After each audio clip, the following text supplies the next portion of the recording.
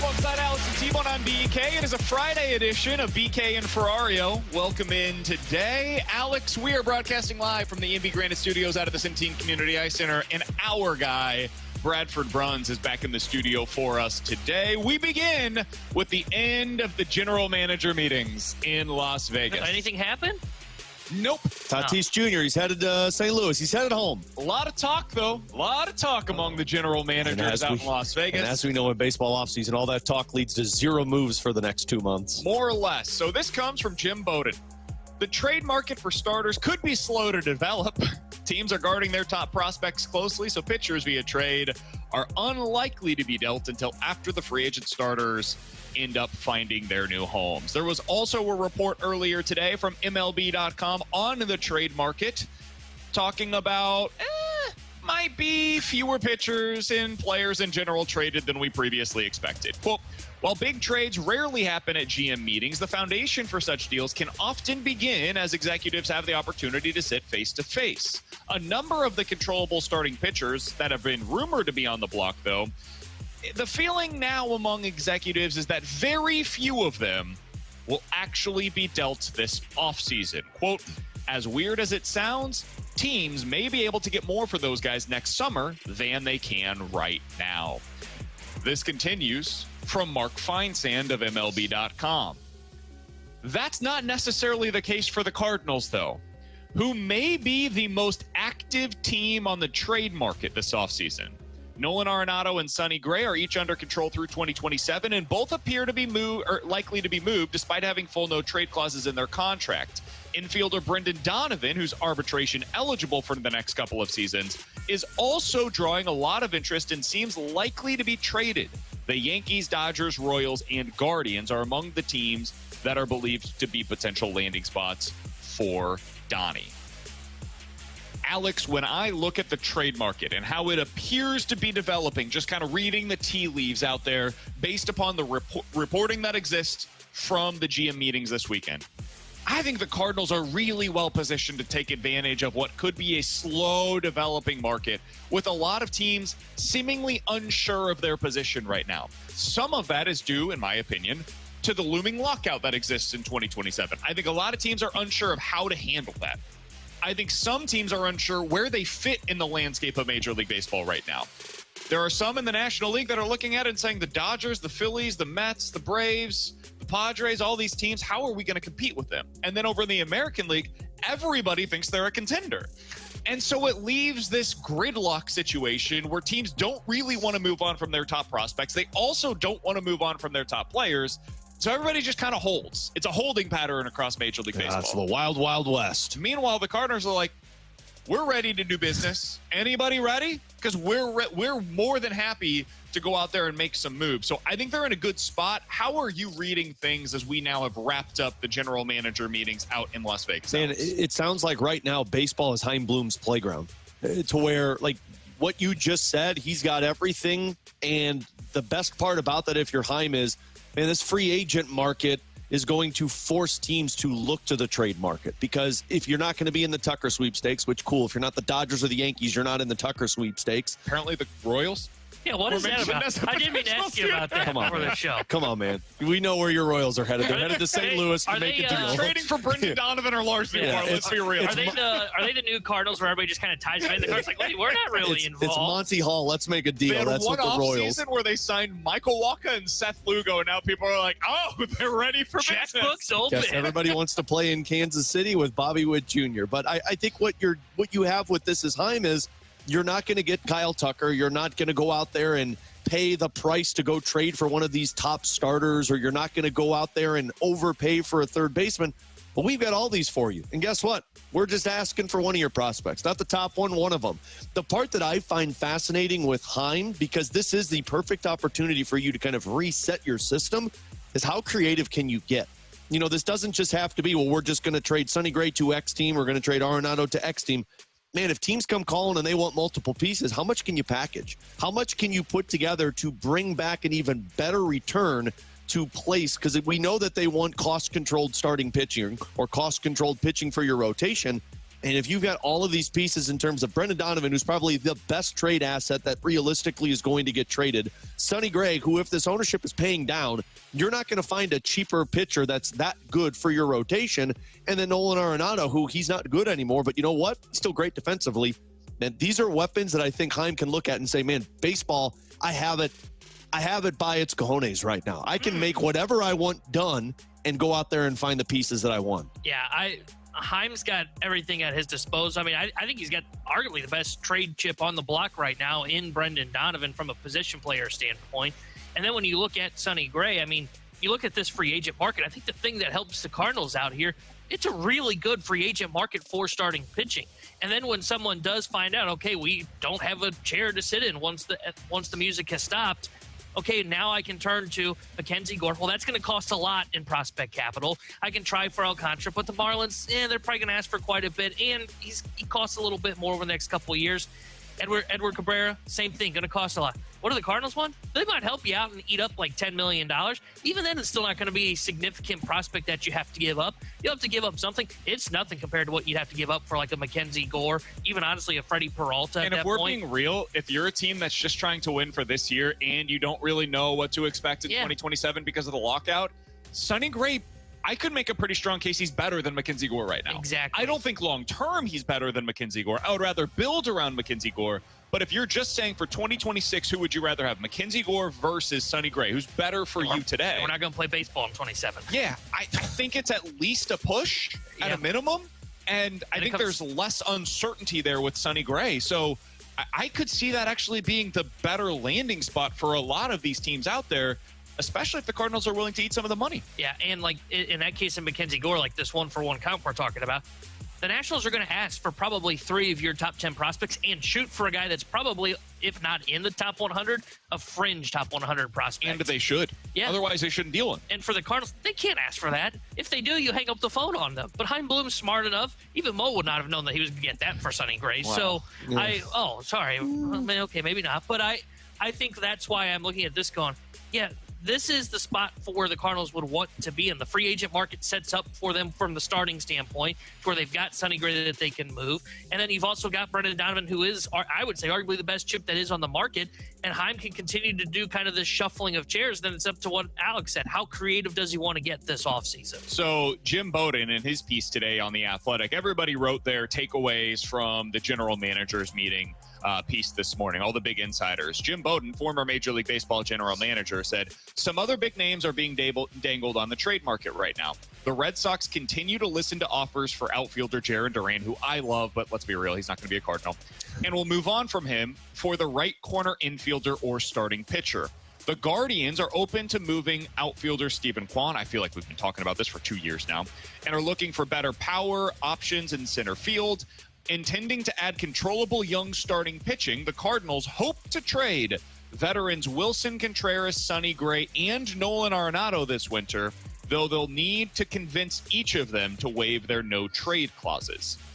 This is one of the first people that I've seen attach Wilson Contreras' name when discussing Sonny Gray and Nolan Arenado.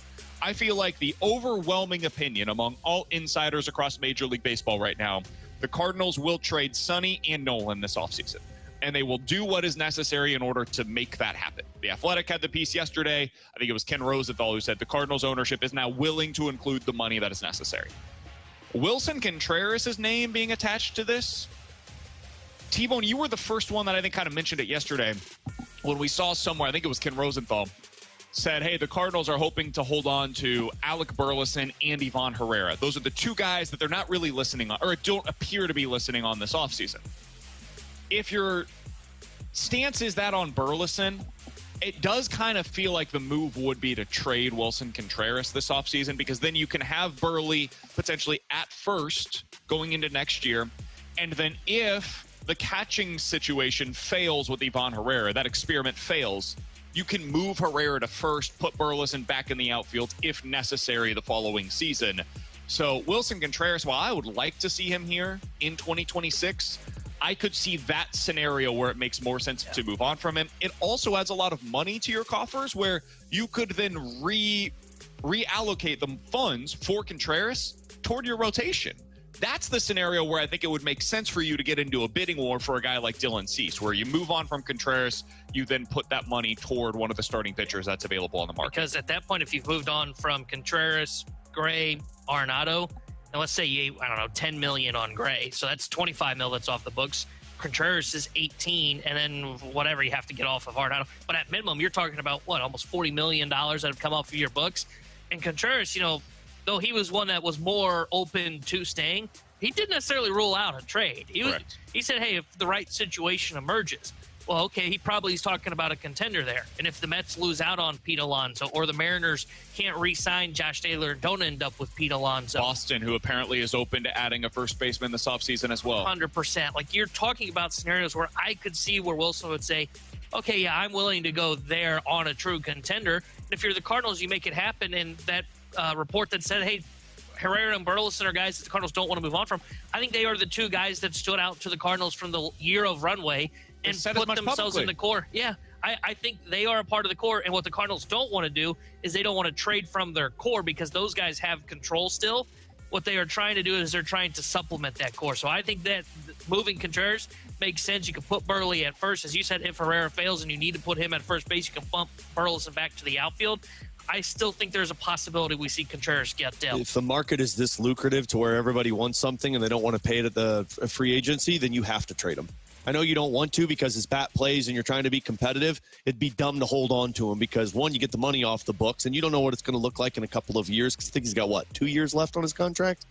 But on top of that, somebody might be willing to give you a decent return for a bat that comes in as a DH and changes the look of your lineup. So, how about Philly? If they end up losing Kyle Schwarber, I don't think he's a first baseman for them, but he could play DH. He goes to Philadelphia. He fits in at DH for them, and now they've got, 60% of the production, 70% of the production that they were expecting to get out of Kyle Schwarber. Also a right-handed bat, which they could use right now. They really need some right-handed bats. If you're trading Gray, if you're trading Arenado, it's crazy to sit on it. And Donovan, it's crazy to sit there and say, well, we don't want to trade Contreras. No. The market, if somebody is willing to pay the price that you want for Wilson Contreras, you trade that guy. You got multiple first basemen that could play that position for you right now. I think the reason that I'm so fascinated by this offseason is twofold. One, the new direction for the team, which changes everything about the way that we have to assess this thing. And two, that coinciding with somebody different being in charge of the baseball operations. Because we talked about it, like, what would Mo do in this spot? I don't know, but I don't think it would be this. And I do find it really interesting. We have no idea what Chaim Bloom is going to do or how he's going to operate. It's different. It's new. It's a little refreshing, to be honest, to be involved in all of these conversations and feel like he might do these things. He might not. Maybe he's just in on everything and ultimately decides to do nothing. That's possible. That would be disappointing to me. I don't expect it, though. I do think they're going to make some pretty sizable shifts to this roster this offseason. We'll see where the chips ultimately end up falling. But my biggest takeaway from what we learned this week, what we heard this week from general manager meetings, everything I hoped would be the case about the Cardinals in the 2025 offseason appears to be coming true. They are the center of the trade wins this offseason, which could allow them to also be in some of these conversations we didn't previously anticipate for them in free agency, because they're going to have a little more money potentially to spend in free agency than we were expecting. Coming up in about 15 minutes, we're going to talk about the college football weekend that lies ahead. It's an elimination weekend nationally in college football. It is also a pretty big spot for my Missouri Tigers. We'll talk about that coming up in 15 minutes. 314-399-9646. That's the Air Comfort Service text line to get involved in the show. We've got Ask Us Anything at 11:45 today. So if you guys have any questions, sports or otherwise, we'll get to those coming up at 11:45. It is 11:17. Your time check brought to you by Clarkson Jewelers, an officially licensed Rolex jeweler. Coming up next, Pavel Buchnevich gave an honest assessment of his game so far this season. We'll read you some of the quotes from that next year on BK and Ferrario. The Spread Zone, where sports betting meets reckless optimism, questionable logic, and the occasional stroke of genius. With hosts Anthony Stalter, Tim McKernan, and Scott Rizzuto. Check out the latest from the Spread Zone at 101ESPN.com or the 101 mobile app. The Spread Zone is brought to you by FanDuel Sportsbook. Make every moment more.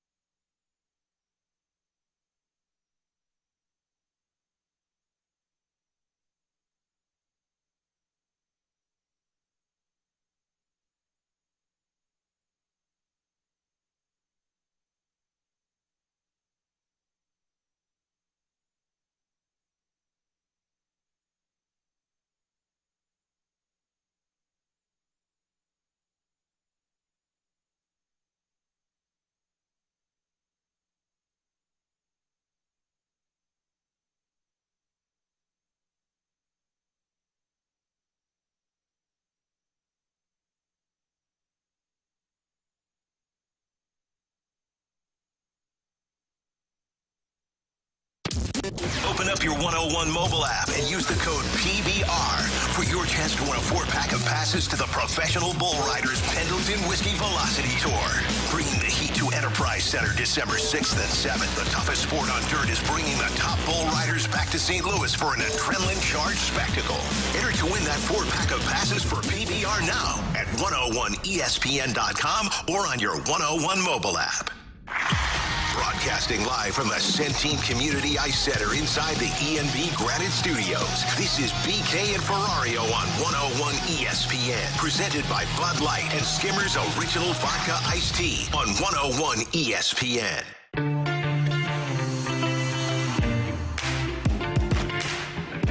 Alongside Alex and T-Bone on BK. So Pavel Buchnevich appears to be every bit as critical of his game as we've been on this show.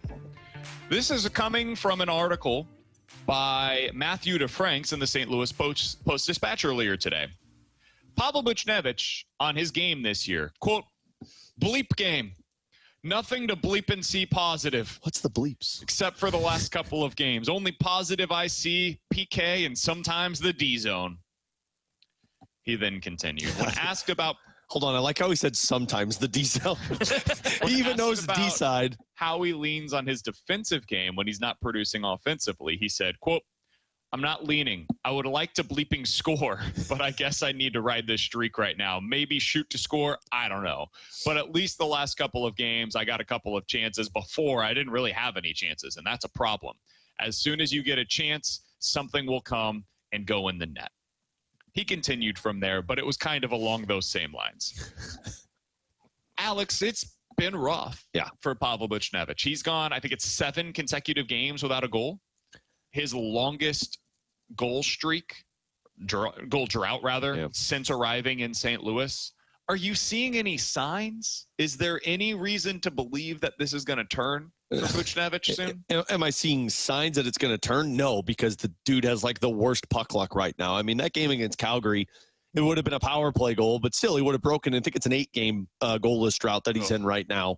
That one went into the gut of Dustin Wolf. And I mean, it was a deflection and you saw the frustration on his face. So, I mean, look, he's shooting the puck. He's got 61 shot attempts so far through 17 games played. Like, this is terrible math by me, but I think that's like, 3 shot attempts a game, something like that. So he's shooting the puck. He's getting shots on goal. He's got 31 through 17 games. Pavel Buchnevich is a streaky goal scorer, like plain and simple. Last year, he had a 13-game goalless drought and still finished the season with 24, 25 goals, something like that.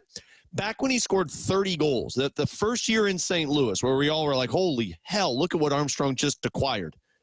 15 of those 30 goals that he scored were in the final 22 games of the regular season. My God. So, like, Pavel Buchnevich is a guy that will go through this, just like Jordan Kyrou has been a guy that goes through this.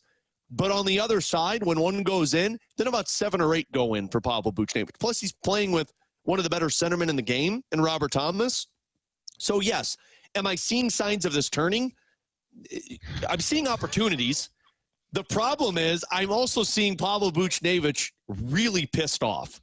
And the problem with that is the more pissed you get, the less the hockey gods want to reward you. So at some point, you hope that one goes off of his foot, one goes off of his butt right now, even one goes off of his face. But he's got to get one to go in to get the confidence back, and I have no idea when it's going to have to come from a weird bounce, or it's going to have to come from a breakaway that he just completely unleashes it on the goaltender. But the opportunities are coming, and a lot of it is because of how well he's played recently defensively. I don't think his defensive game was very good in the early portion of the season, but he's shooting the puck, which is all I can ask, because sometimes when guys go through this, they stop shooting the puck. Yeah, I see no signs of him getting out of this. And well, here's a hat trick tonight. I would be floored if he got a hat trick tonight. I don't see any sign that he's getting out of it. Yes, he is shooting the puck, but I don't feel like he's getting into dangerous areas. And maybe that is just kind of that my eyes playing tricks on me right now compared to what the numbers would show. But it doesn't feel like he's getting into those dangerous areas right now, going to the front of the net, trying to create those opportunities. I just don't see him getting out of this. And I think he's going to eventually start scoring, sure. But I think he's more of the guy we saw last year, which was 57 points of barely a 20 goal score, right at 20 goals, than anything that we saw in the first 2 years that he was here in St. Louis. So I don't see reasons to believe that this is going to turn around anytime soon. And I also wonder if he's just a third-line winger at this point in his career. Oof. Boy, you hope that's not true. $8 million for a third-line winger is not setting your team up for success. I don't think he's that. Maybe at worst he's a second-line winger. I mean, do you think that he is more than a 26, 27, and a 20-goal scorer? Because that's what he's been. I think he's somewhere between 25 and 28.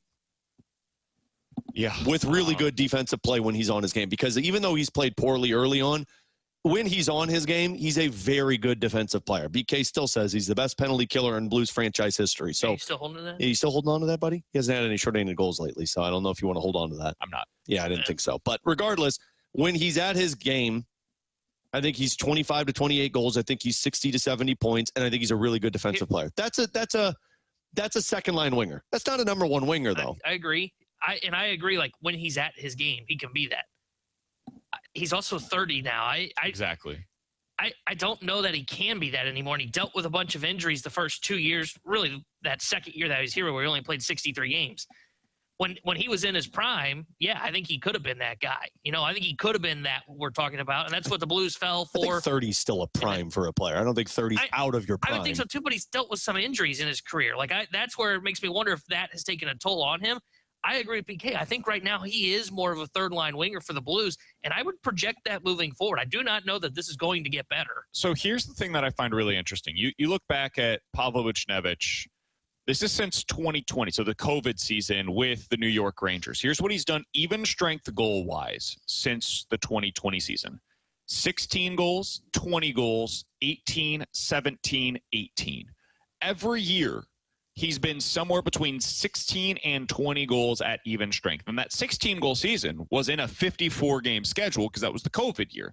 So he's been incredibly consistent at even strength. And that's what's changed this year.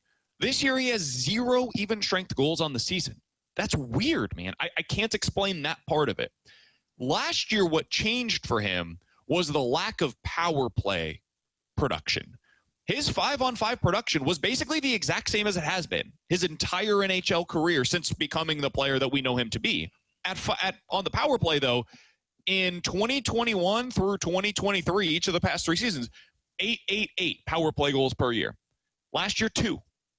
This year, he has 2 power play goals, so he's getting back to the same production that he had been previously on the power play. But now you're lacking the 5-on-5 production, which is the one thing that had been previously consistent throughout his entire NHL career. So I think this all goes back to he's got to produce that 5-on-5. Mm-hmm. And if he can't be on that top line moving forward. He can't be the guy that is paired with Robert Thomas. I was reading today an article from The Athletic on the top dynamic duos in the NHL, like the top passer with the highest level shooter. And sometimes it's like the same 2 guys, but in reverse. It's like one guy is the passer for the other shooter, and then the other way, it's also highly productive. That has at times been the case for Buch with Thomas, where they're the pairing. On your top line, they are the 2 that you would see mostly connected, and then that third piece would be interchangeable. Right now, I don't know that Thomas has a pairing. Who do you put with him? Snuggie? Well, Snuggie, if I was to project and say the dynamic duo for the Blues would be Thomas and Snuggerud. I would say right now the pressure is on Pavel Buchnevich to start producing before Jake Neighbors returns. Otherwise, when Jake Neighbors returns, he's the guy that goes to that line, and Buch bumps down to that third line. Bingo. Personally, for me, yeah. I think the urgency is now there. We talked yesterday on the new edition of the Redbird Report, which you can hear right now on YouTube.com/101 plugging this trash for? About the urgency that existed this season for guys like Donnie and Nootbaar and Herrera and Walker and so many other guys that they needed to get answers on, and how I don't know that that's necessarily going to be the case for very many players in 2026 for the Cardinals. The urgency right now exists for Pavel Buchnevich if he wants to continue to be a top-line player for the Blues. Yeah, I mean, he's got a couple of weeks until Neighbors comes back, and Neighbors was skating again today. So I still think we're talking the end of November, but the fact that he's skating is a good sign. I think you nailed it, because I asked the question to see where you guys went, because to me, the two guys that get that chance would be Holloway and Neighbors. And it starts with Neighbors when he comes back, because what does he do? He plays the way that they need. Jim Montgomery has always said what he wants in his line combinations. We want a guy who can make plays. We want a guy who can shoot, and a guy that can create space and go to the front of the net. Buch is that. Go on to NHL Edge. When we were talking about it, I was looking back throughout his career. You know where Pavel Buchnevich has scored the bulk of his goals? Right in front of the crease. So if he wants to score, you're going to have to go there. And if you're not willing to go there, because I don't know if I say he's out of his prime. I still think 30 is a prime age. You're right, T-Bone. He's had injuries. But if he wants to score, you're going to have to go to the front of the net. And if you don't want to score, then what are you? You're an $8 million player that plays perimeter hockey and plays defense. That's not going to make it very long in the league. So you're going to have to find a way to make yourself worthwhile out there. And I think going to the front of the net will help him. But if he doesn't, then by the time that Jake Neighbors comes back, Neighbors is a top-line player for you, and then you're putting him on a third line with a Braden Shen, Pius Suter, which is fine. It's depth, but that's not where the Blues expected him to be when they signed him. To me, this becomes a bigger issue in the future than it is even right now. And the reason why is because, like, right now you can handle this. You've got Jimmy Snuggerud on a cheap contract. Jake Neighbors is still relatively cheap. Dylan Holloway is producing on a cheap deal. Where this gets tougher is when those guys start to get paid, you could end up having to move on from somebody because you still have this massive deal for Pavel Buchnevich.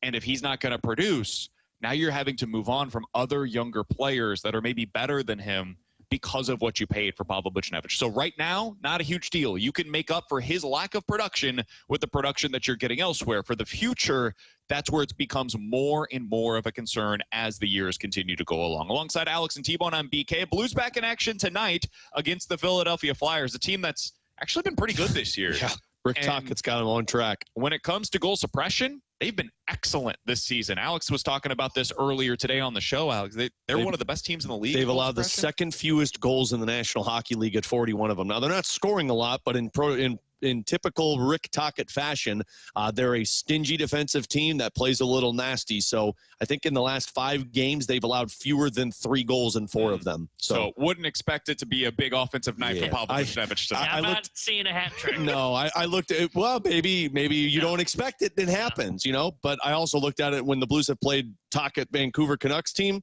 6 of their wins, 4 of them came in overtime. So free hockey. We've got some free hockey tonight.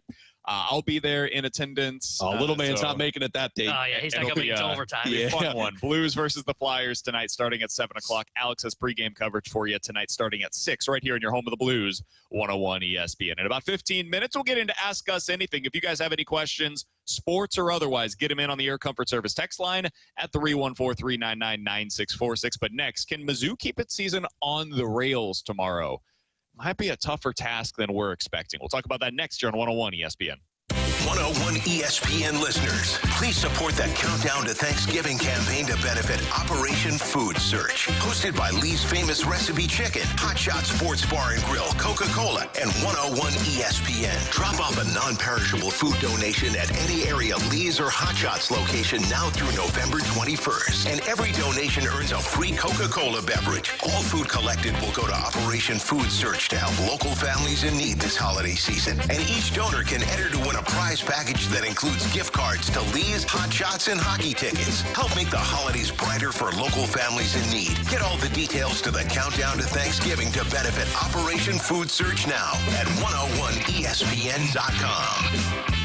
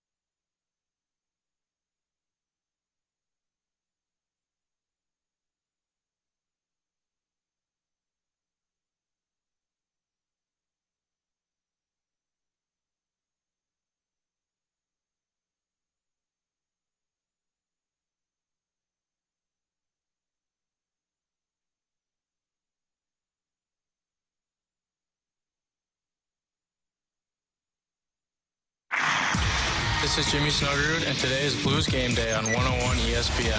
Blues Game Day on 101 ESPN is presented by Buffalo Wild Wings, the ultimate arena for wings and wins.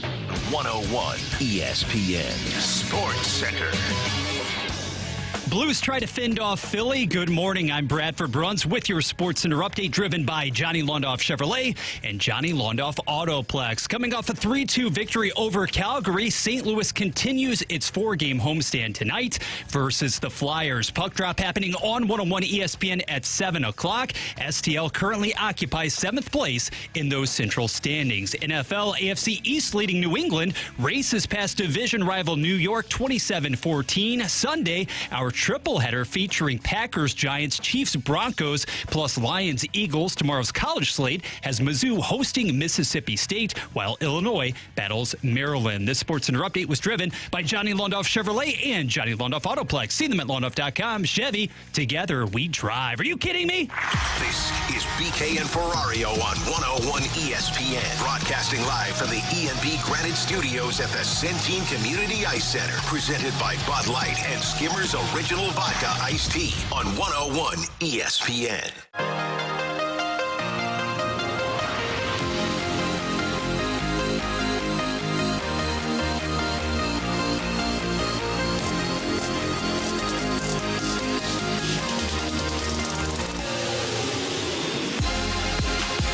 Alongside Alex and T-Bone on BK. Tomorrow's a big day for my Missouri Tigers.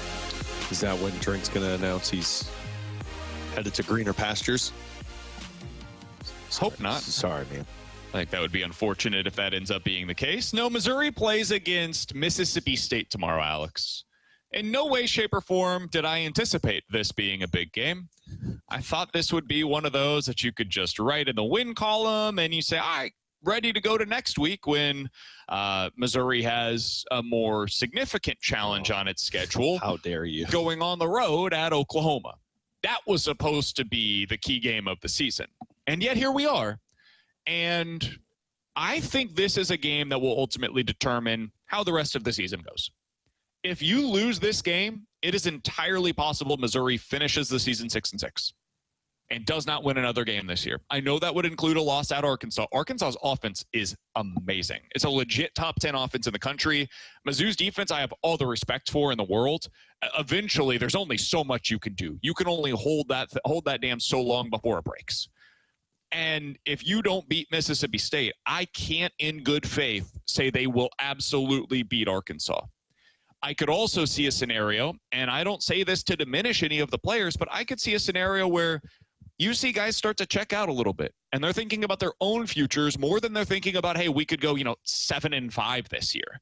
That happens in college football. We've seen it at other programs. It would be natural, especially as their coach is at the center of the coaching universe right now when it comes to what could happen in the coaching carousel this offseason. So a little bit of positive reinforcements tomorrow in senior day at home against a Mississippi State team, which I think is better than their record, is kind of similar to Auburn.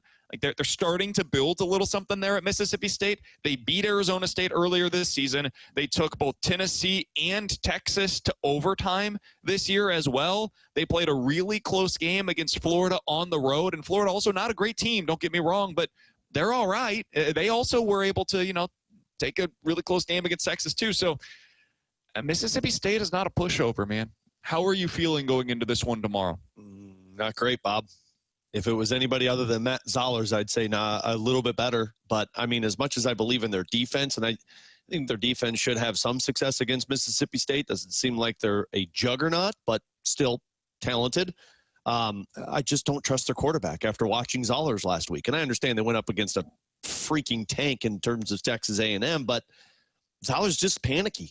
So unless they're willing to just run the football for a majority of that game, which we've seen already in a couple of instances that they're not willing to do that, they'd rather let the quarterback throw. It feels very difficult. Are you doing the 6-7 thing? Yeah, they were doing it to me. Give the people what they want. We're not even. Still don't even know if that's okay. I wonder why they He look just at did us this like to the monkeys. kids staring at us. God, we're a zoo in here.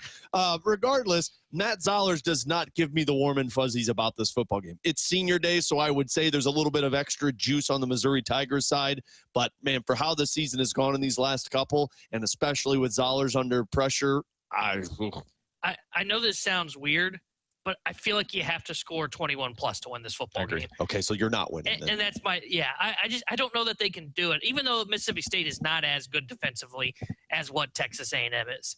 We saw what a true freshman quarterback looks like. He's still going to have those moments where if they get the perfect camera shot, it's going to look like he's seeing ghost. So I think they're going to lose this football game. I think losing their next three is very much in play, and it's because they have a true freshman quarterback. The defense, again, will probably keep this game close going into the halftime break. But at some point, you've got to start to move the football. Otherwise, that defense starts to wear down. And A&M was probably going to always get theirs. But I think part of the reason that second half looked so ugly for them defensively, they were exhausted, man. They'd been out on that football field for so long. A&M controlled possession of the football. I expect we're going to see maybe a little bit of the same thing. It's a little harder because Mississippi State plays more of an up-tempo style. But I think they're going to get their point. And that's why I just don't know if Missouri can score 21-plus to beat them. So here is the path to victory tomorrow. Arizona State, 51 carries for 251 yards. Texas A&M, 54 carries for 300 yards. Florida, 34 carries for $172. Arkansas, 46 carries for 240. Georgia, 44 carries for 300. Mississippi State has one of the two worst run defenses in the SEC so far this year. It's among the worst in the country. They have allowed 13 rushing touchdowns, 12 of which have come in SEC play. They are not good against opposing running games. And Missouri, even last week against Texas A&M, when they were able to run the ball before the game got out of hand and ultimately they had to throw because they were down by so much, they were doing pretty well on the ground again. It reverted back to form.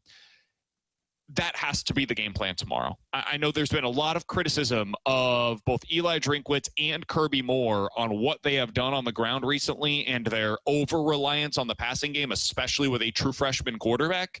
Tomorrow's got to be a game. They should run it 40-plus times in this game against Mississippi State. Just really commit to it. First down, run. Second down, run. Then you get into third down, guess what you do? Run. You run. And then if you're in fourth and short, Run. Alex, what do you do? Probably run. Run. No, Play play backwards. If Drop you're back. on your 40 up until the opposing team's goal line, you go for it on every fourth and short. That's got to be your mindset going into this one. But there's that flood that they could go, or just drop back, just find that tight end as he cuts across the field. This is a game where you should be hyper-aggressive with your running game. Don't fall into the same pattern that you did a week ago. It's there for you. It's an opportunity that exists, but you've got to go take advantage of it. Do you believe he's going to do it? Because I thought he was going to do that last week. Last week I was did. when you should have done it. Oh, see, I think didn't because I was of the belief you're going to have to put up more points against Texas A&M, and it's going to be harder for you to run. This is a defense that is not just like average against the run. It was the biggest weakness in Texas A&M's defense, but they were still good against it.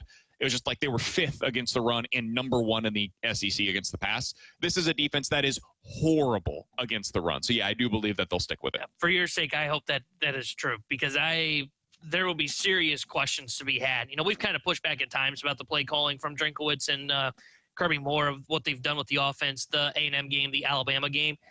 Man, you're right. If there is not 40 carries in this football game, there should be serious questions asked to what the coaching staff was thinking going into this contest against Mississippi State. All right, last thing here before we get to ask us anything on the other side, 314-399-9646. That's the Air Comfort Service text line. It is a bit of an elimination weekend in college football. Pitt is hosting Notre Dame, and what very well could be the last opportunity for anybody to keep Notre Dame out of the playoff. If you're somebody that wants a bunch of teams from the SEC to get in, this is your chance. Notre Dame is that team that could potentially take a spot from the SEC. Pittsburgh right now is a 12.5-point home underdog in that game, though. Oklahoma versus Bama. OU on the road at Bama. This was Oklahoma's biggest win of the season last year, was beating Alabama at home in that one. Oklahoma is a 5.5-point underdog in the game. If they lose, it's over. OU is then basically eliminated from playoff contention. You also have a big game for Miami at home against NC State. You've got Iowa going on the road against USC, which could basically eliminate USC from the college football playoff as well.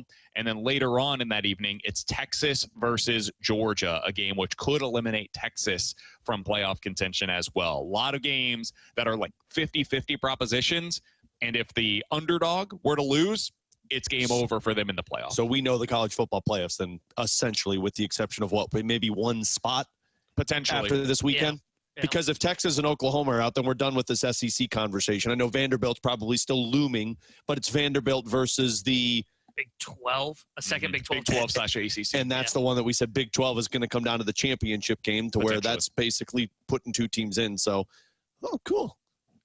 I like 12-game He also playoffs. did mention, can I be honest, I'm rooting for Duke this weekend. Because if Duke For the wins chaos. against Virginia, that's where I think we talked about it on here. That's where there's potentially, I think the way the committee's been operating, I don't think they're even going to award James Madison. They would put in a Duke team, but Duke wins, they have a shot to the ACC championship game playing Virginia this weekend. And, I'm all in for the chaos from that conference. Because that conference, it's not very good, but, man, it is a wild one to watch because they technically should be getting an automatic bid. If they beat them, I'm still going to say Duke doesn't deserve to be. I agree. I'm totally with Look you. at that schedule. I They got know. their butts kicked by, actually, average Illinois. teams. Average teams. Yes, agreed. We're a Average 9-win teams. team. And then everyone else is like, okay, cool. Yeah, you don't belong side-eye here. me 6 They wins, won by dude. a point against Clemson. Yeah. When was Clemson even relevant? The first week of the Literally season? week 1. Yep. Yeah, no, And then they I lost. don't even Yes. care if they could put 100 up on Virginia. I'm not going to listen to Duke being a playoff And team. they've lost to 2 group of 5 teams. This is stupid. Put Alex- a James Madison team in. Alex's point on the SEC, though, is well made. If Texas and Oklahoma lose this weekend, it's just Vandy. It's Texas A&M, Bama, Georgia, Ole Miss. They're more or less in. Those are your 4 from the SEC. And then Vandy would be the 5th and last hope for the SEC to get that extra team in. Texas and Oklahoma currently loom large in that conversation if they were to both lose. Texas against Georgia, Oklahoma against Alabama, they find themselves more or less eliminated from playoff contention. Huge week in the SEC, including for the Missouri Tigers. Next, we're going to get into Ask Us Anything. 314-399-9646. That's the Air Comfort Service text line. If you guys have any questions, sports or otherwise, we'll get to them next year on 101 ESPN. You can now listen to 101 ESPN on demand. Get caught up on all our shows and podcasts at 101ESPN.com or on the 101 mobile app. 101 ESPN podcasts are presented by the Schaefer Door Company.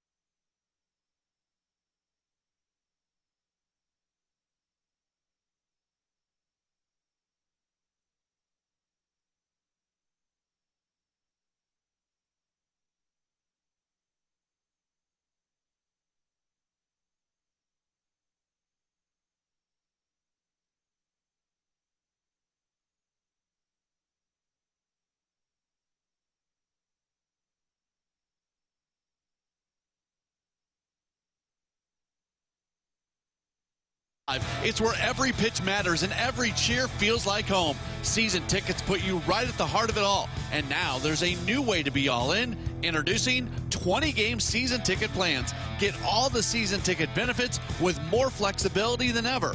Don't miss your chance to own your piece of 2026. Learn more at cardinals.com/tickets.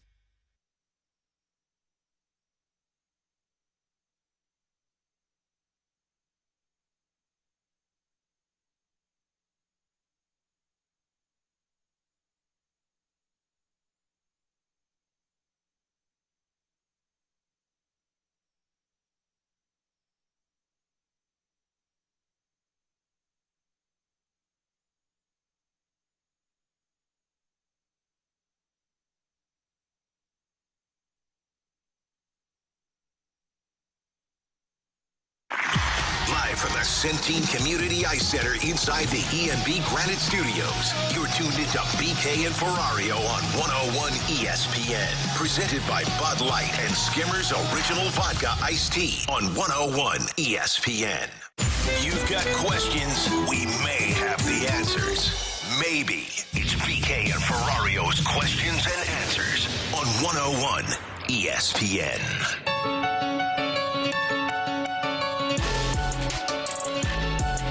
314-399-9646 is the Your Comfort Service text line for Ask Us Anything. If you guys have any questions, sports or otherwise, go ahead and get them in right now on the Your Comfort Service text line. From Uncle Rico, love this question that it's right at the beginning of our segment.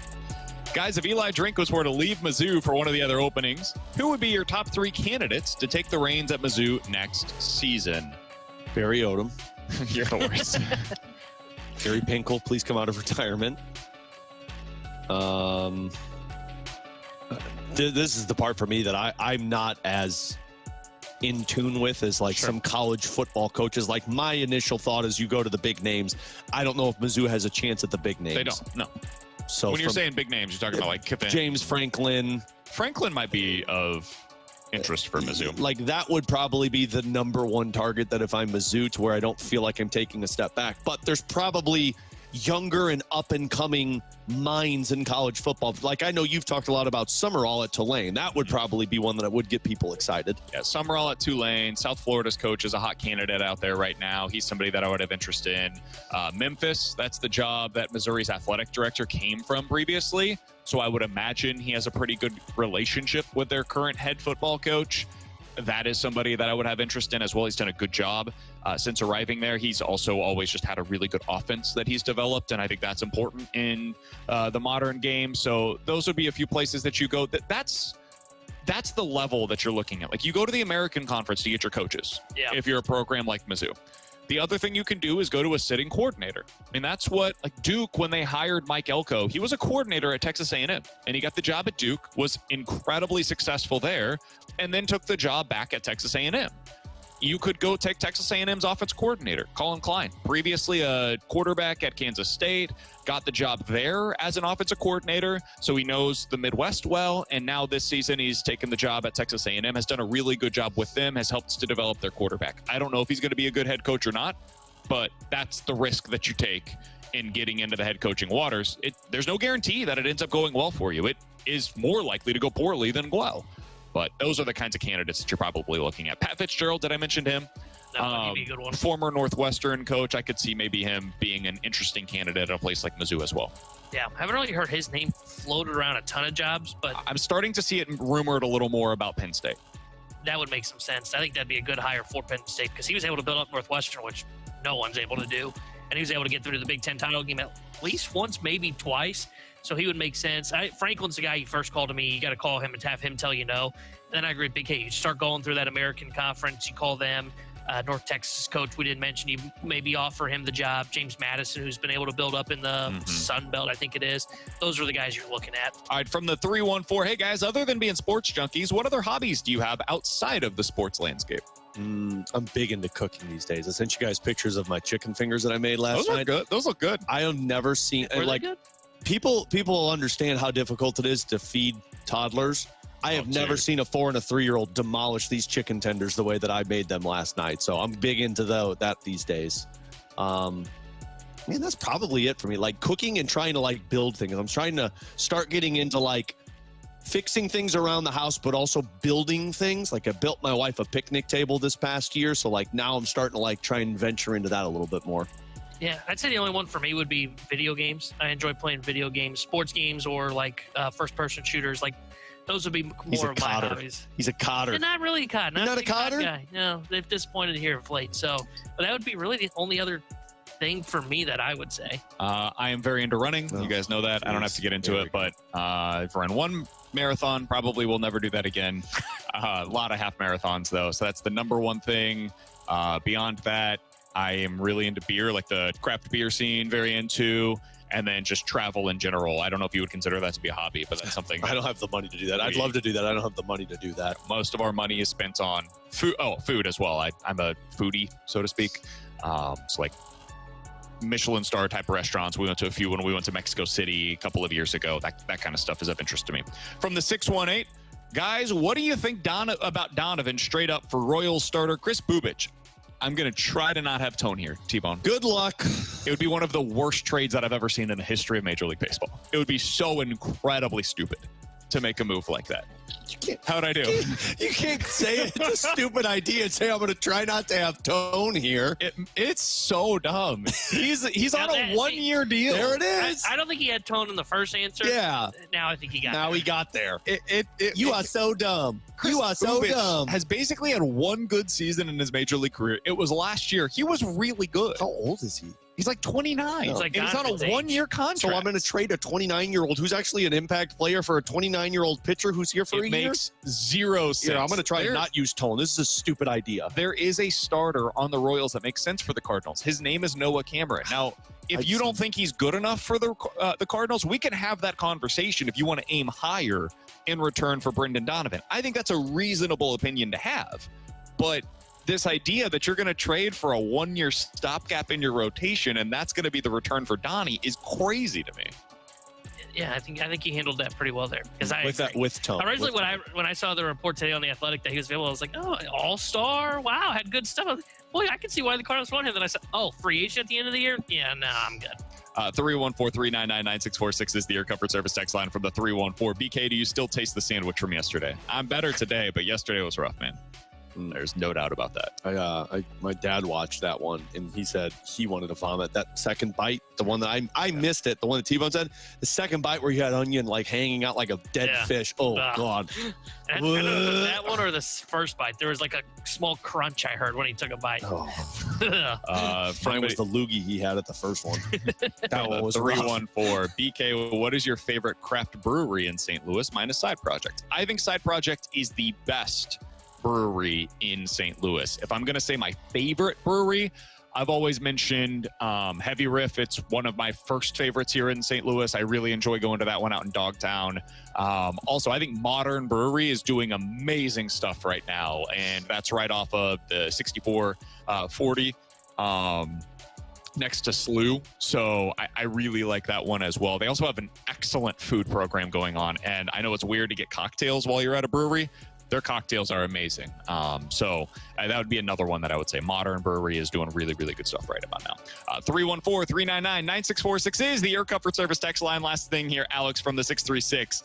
Alex, I just bought an emu egg and some ostrich shoes from my local farm. Oh, BS you did. BS you did. It's not a thing. Stop sending me all of your pictures of emu and ostrich farms. The topic was things you'd see on a farm, not a ostrich farm, actual farm.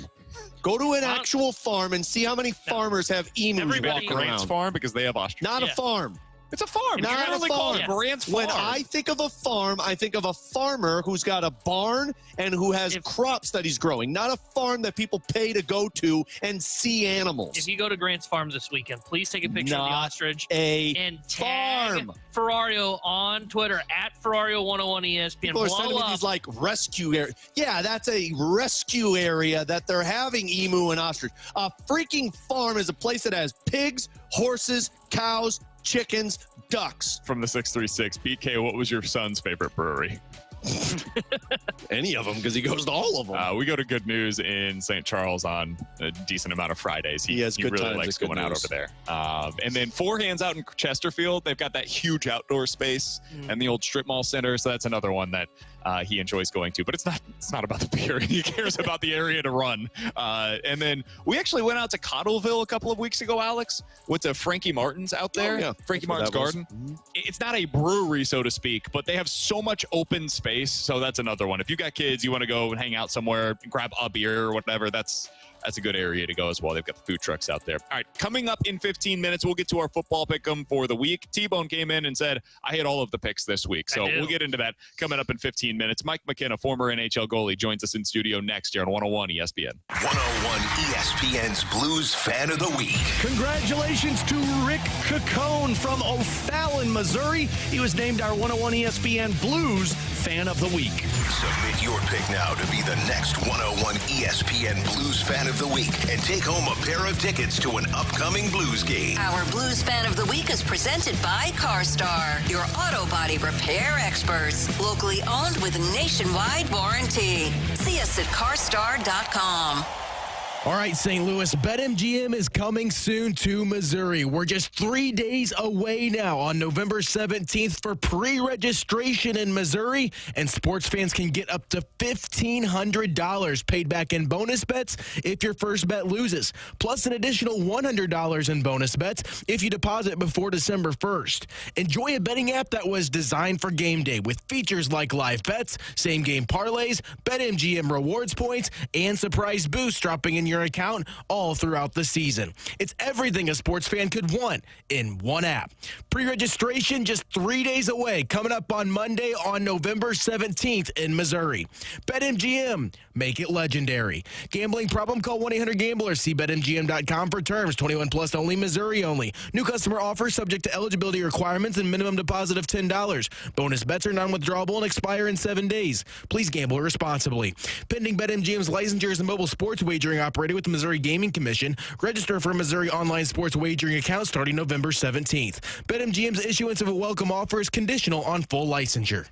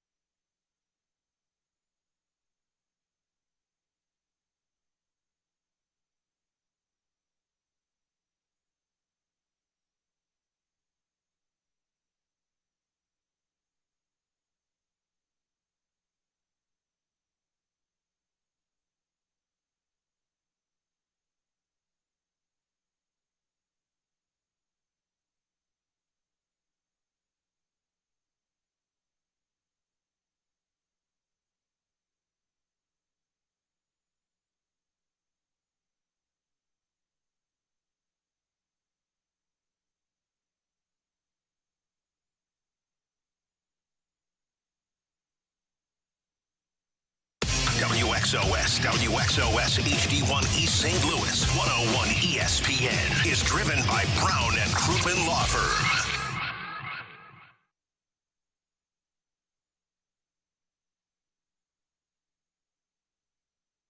Presented by Bud Light and Skimmer's Original Vodka Iced Tea on 101 ESPN. We're going between the pipes with former NHL goaltender Mike McKenna.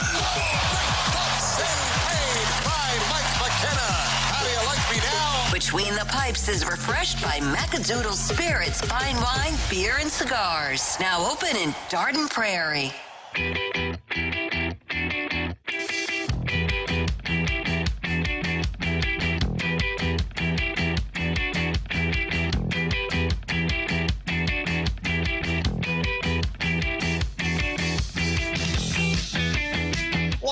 Alex Ferrario and Tanner Hendrickson. I'm Brandon Kiley. Happy to be joined in studio today by our friend, the former NHL goalie. We've got Macadoodle Mike on the camera today. Mike McKenna, I was going to say on the cams, and then I was like, I don't know if that's the right way to go about this. You felt like you'd sound the way you look? I know it's a Friday, but I don't know that we need to be talking about live cams here on BK and Ferrario. He's on Mike the cam. McKenna joining us here on the show. Mike, how you doing, man? Man, I'm really good. It's been a cool couple days.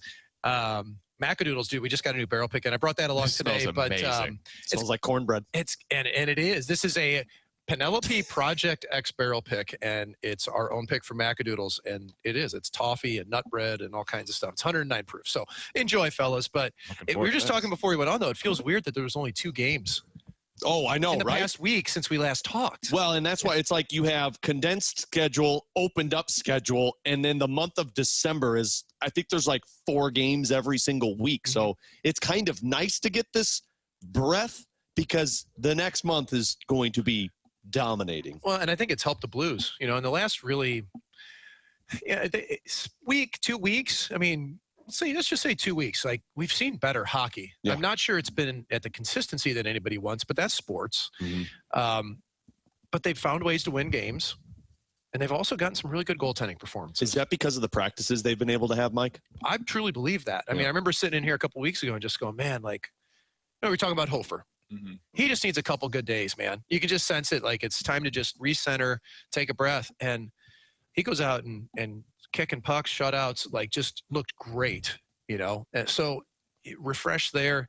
Benner against Calgary last game, guys, that was vintage mode. Man, that was a special night for him. That was really cool. It sucks that those 2 goals went in because it felt like he was performing at a level that was going to post a shutout. Well, but think about, what was your reaction when those 2 went in?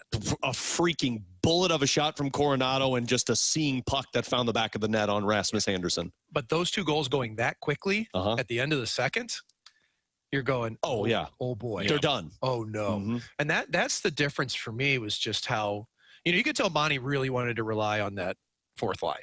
Like the identity guys, right? Oh, yeah. He's called, like, he had him out there at the end of the game. And you just, God, I love Nathan Walker, man. Like, and it's not just him, obviously, but the effort that they're putting out, blocking shots, forcing turnovers. The Blues were pretty hard on pucks, and it has felt like there's been a concerted effort to be more direct in the past couple games, whether it's skating lanes or just shots on goal. I mean, even Holloway's tip was just simple as could be: get it to the point and shoot the puck. I thought we saw a little bit more of that. Yep. When you look at, because we talked about this the other day, they've had a point in 5 of their last 7 games. They're playing better. They're getting certainly better goaltending. And yet I'm having trust issues with this team right now, Mike. I'm having a tough time buying in because I still wonder, is there more? Like, is there another level to this, or are they just kind of a 500 team this year, which is not the end of the world? BK, who hurt you? A lot of people. We can talk about that at a later date. That'll be part of the dad pod. Long time, Mike. We can sit on a couch and we can talk about that. That's what this Penelope will be for. It's real. Are you believing in this team? Like, are they swaying you, or do you have those same trust issues as you're watching right now? I see growth in this team. At the start of this season, I still believe that they were a team that should be right at the playoff cusp and should be in the playoffs. I didn't consider them, a contender from the get-go. Sure. They were a team that, in my eyes, if everything went right, they could grow into a contender, which is what you're looking for out of a team with young players taking steps. The bottom line, though, is this team still is not as offensively mature as some other teams in the NHL. And you're still not seeing the top 2 lines produce the way that they have to. Like, your top 2 lines in the NHL today, they got to be killers, man. And again, there's growth, but Holloway, he's at midseason form. Like, he finally looks like himself again. Yeah. It's happened. And Thomas is still getting back in the stride here as well. So I think if you can get Buch to get his shooting percentage back to normal, and be a good start. Yeah. And Snuggerud takes a little bit more of a step here and being a little more direct, yeah, this team can still make the playoffs and be on that cusp. I just don't think that they're not an elite team in the NHL just yet. I don't know if they will be this year. They're going to need more players to take steps to be there. Do you think their top guys have the potential to become those killer lines that you're talking about? You've got at least 4 players, 5 players in that mix right now. And, you know, it is interesting to think about the skill in the NHL today and how youth-driven it's been. It's like we've got this second wave now. Oh, yeah. Interesting enough, last week, you know, USA Hockey has you do continuing ed to keep your coaching certifications. And one of the classes I took was just about awareness on the ice. The other was about owning middle ice, like super valuable classes. And the awareness one was really cool because they've dived in now to the players who basically look at the puck the least are the best players on the ice. And they're tracking this. They have AI tracking which players have their head up.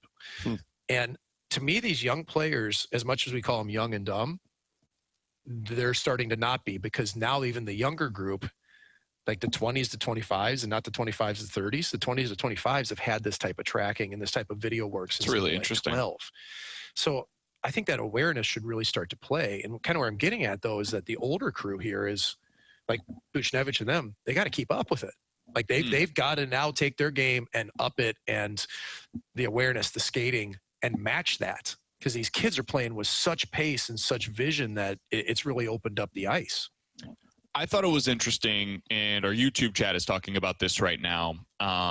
They mentioned Robert Thomas. He was on with TMA the other day. I don't know if you heard any of the interview, but he basically said something to the effect of, hey, we came into the season and we almost had a mindset of everything that we had built last year. It's just going to carry over into this season. And there was almost, in my read of what he said, a sense of an overconfidence in the group that, hey, we've already built something. This is just going to, we'll go onto the ice and we'll be good to go.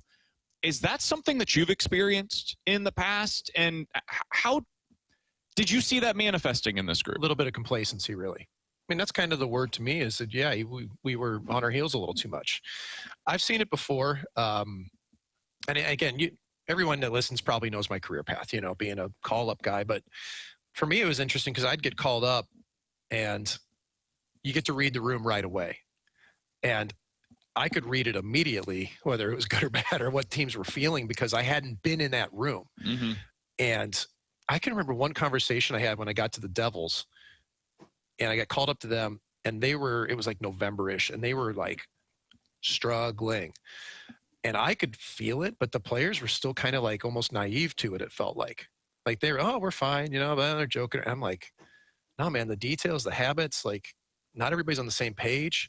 So within a room, you can kind of have that where you're just like, oh, yeah, we're good. Everything's fine. And it's a confidence, which is good. Sure. But, man, you also got to realize when things are not going great and you really got to dig in. And maybe what Robert Thomas was really saying was just, yeah, we had a little bit of a lag before we finally got kicked in the butt hard enough to realize we got to bring it here, or else we're going to be in the weeds really quick.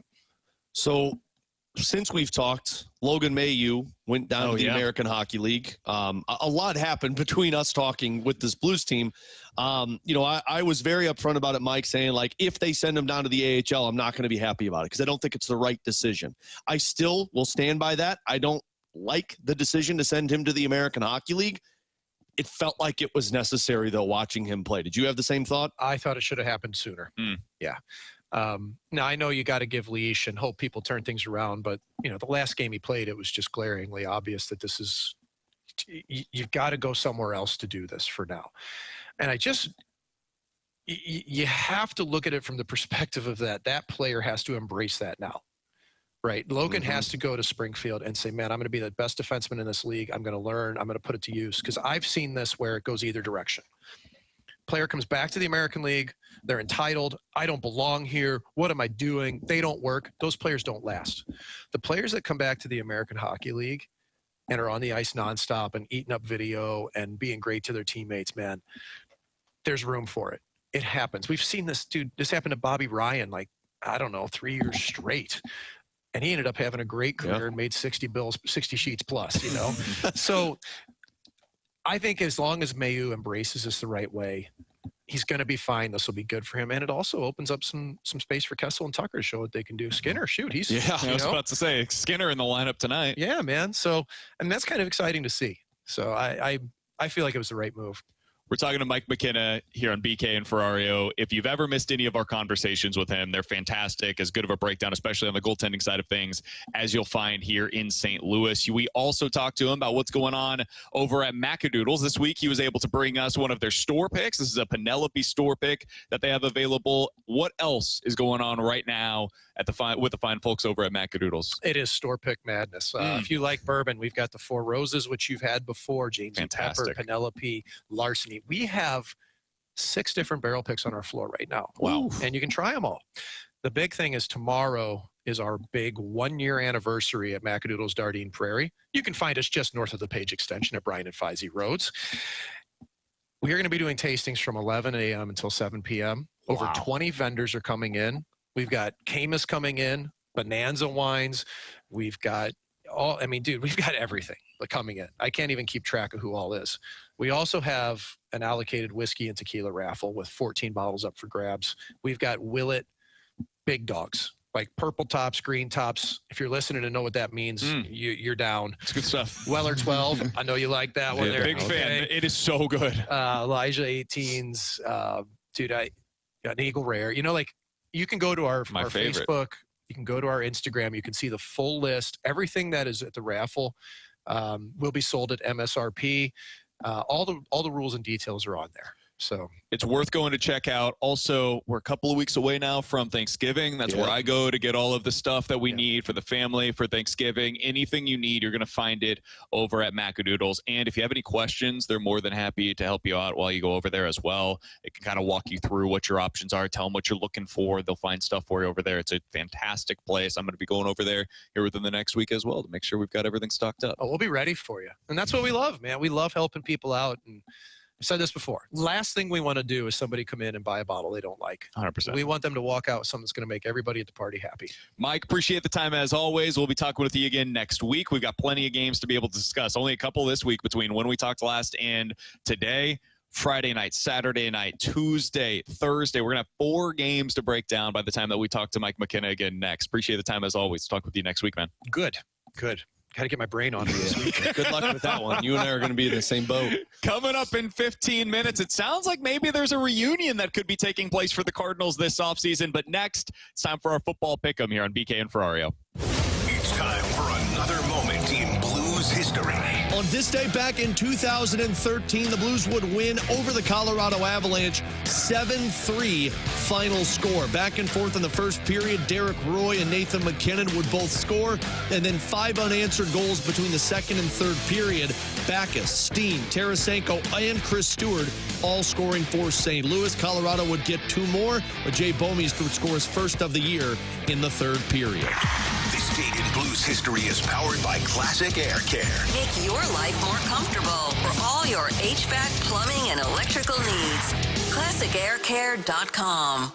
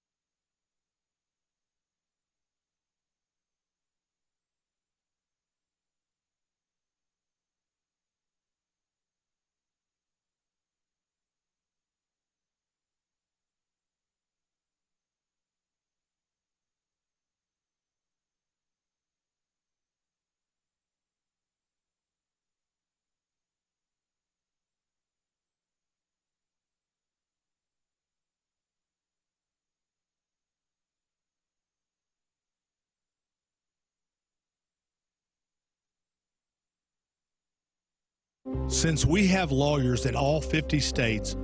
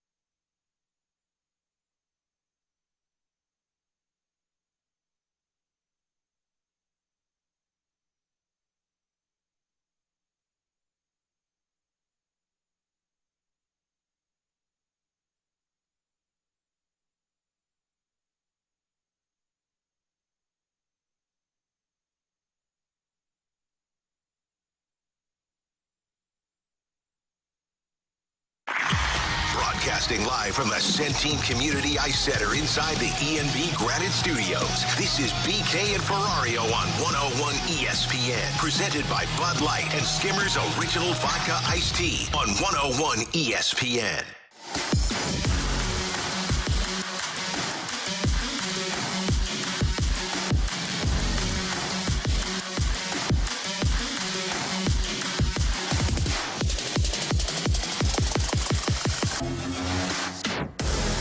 Alongside Alex and T-Bone, I'm BK. If you're new to this on Fridays, we do our football pick'em each and every Friday. At the end of the month, we will have a punishment that somebody, typically me, has to serve. Whoever has the fewest points for that month. At the end of the year, we will also have a year-end pick'em punishment as well. So far this season, I am last in our full season rankings. I have 27 points. T-Bone's at 30. Alex is at 40.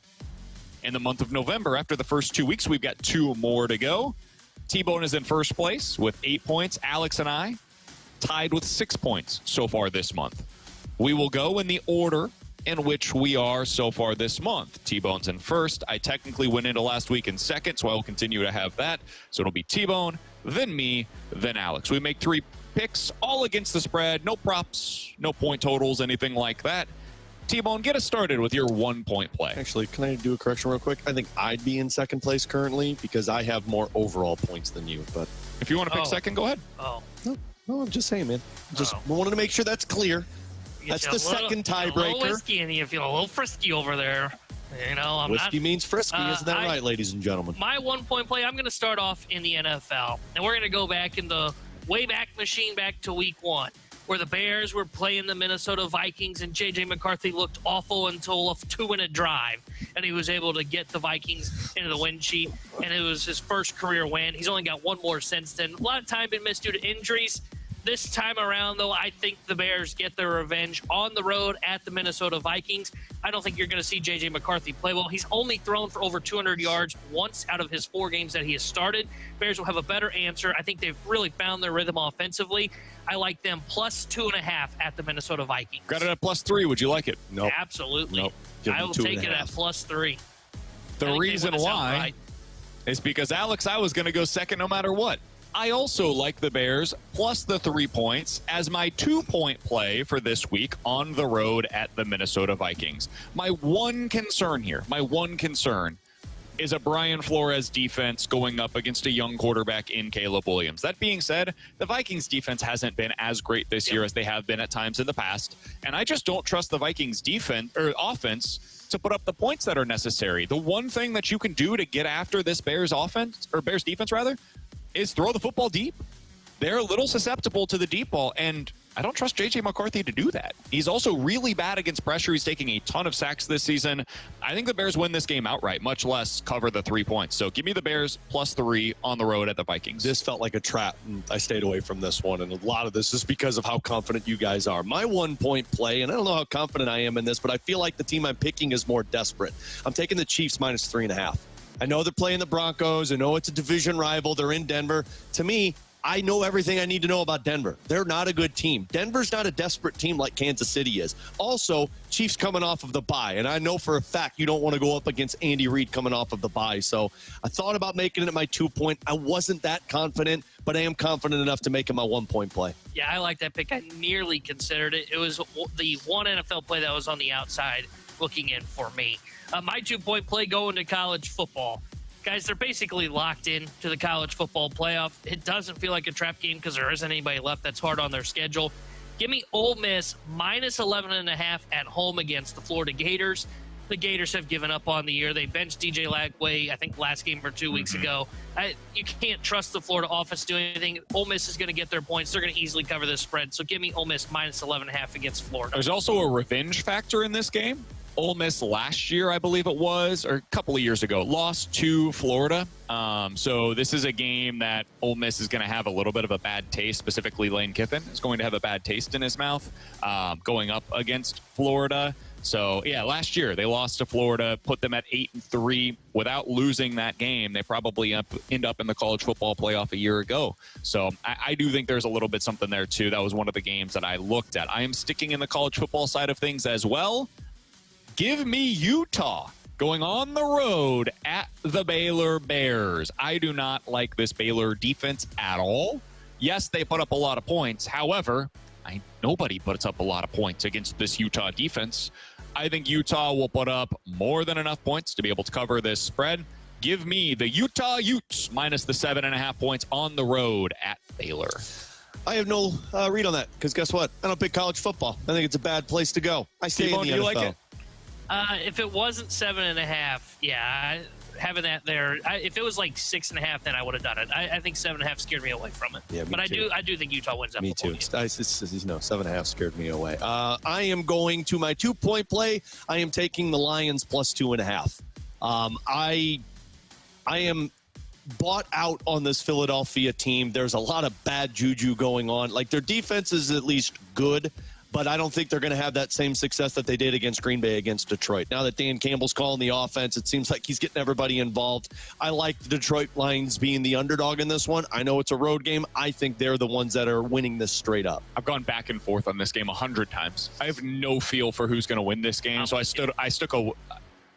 stayed away from it. It's the same thing as the Seahawks versus the Rams game, where I think the Rams are the better team, but 3.5, I just don't have a good enough feel for it. Those games are awesome.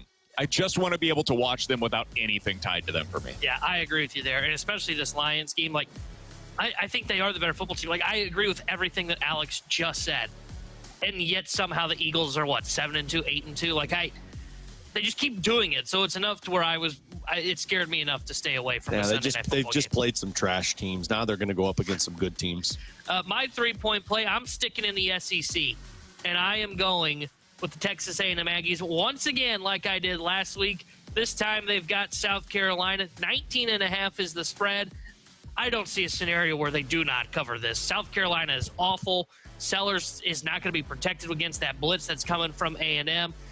And A&M's going to get their points. I think they could win this game by 4 scores. So give me A&M minus 19.5 against South Carolina. That's a good one. I'm curious if they might have 7 sacks in this game. Yeah. I'm curious if BK's 3-point play is my 3-point play. My 3-point play, I have a feeling it is, and it's really going to frustrate me, is on the NFL side of things. Ooh. I mentioned that I'm not touching the Seahawks versus the Rams. It is, isn't it? But I am absolutely going to be making a play in a separate game in the NFC West. Also in the 3 o'clock slate, the 49ers are a 2.5-point road favorite against the Arizona Cardinals. And I will be backing Brock Purdy, who appears to be back in the lineup for the San Francisco 49ers, going on the road as the starter against the Cardinals. Give me San Francisco minus 2.5. Let me guess. Do I change mine? I mean, it's your call. Feel free. You've got another week. You've got 2 other plays that are different than mine, so it's not like you're blocked or anything. No, I know, but it's that tiebreaker, and that's the part that frustrates me. You want my read on this game real quick? Yeah. I like Arizona in this game to cover the spread, and I think they went outright. And the reason for it, I think Purdy's going to be rusty. And I think that's enough to where Who's Arizona throwing the football to?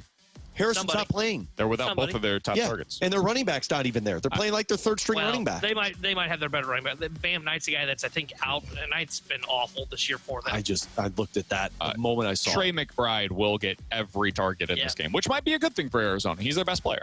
Yeah. You're on the clock. I know.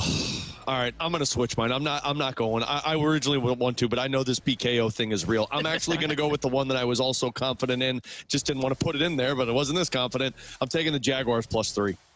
Home team against the Chargers. I feel like they're kind of in a desperate situation. Who are they throwing to? Who, the Jaguars? I don't know. Got me second guessing it. Screw it. Rewind. No, I never took my finger off the chest piece. You did. You didn't say anything until I had mentioned something. Absolutely not. No, you've got the Jaguars plus 3 against the Chargers. Yep. You're locked in, man. I never took my finger off the chest You piece. absolutely did until I interrupted you because I couldn't help myself. Yeah, way to go. The Jags plus 3 for Alex Ferrario as the 3-point play. All right. How you feeling, Alex? As you can tell, very good over there. I'm going to have a lot of bad things to say if this week goes haywire for me because my fingers never came off that chess piece. I mean, the Jaguars are losing that game. I agree. Hey, man, you were the one that chose to change it.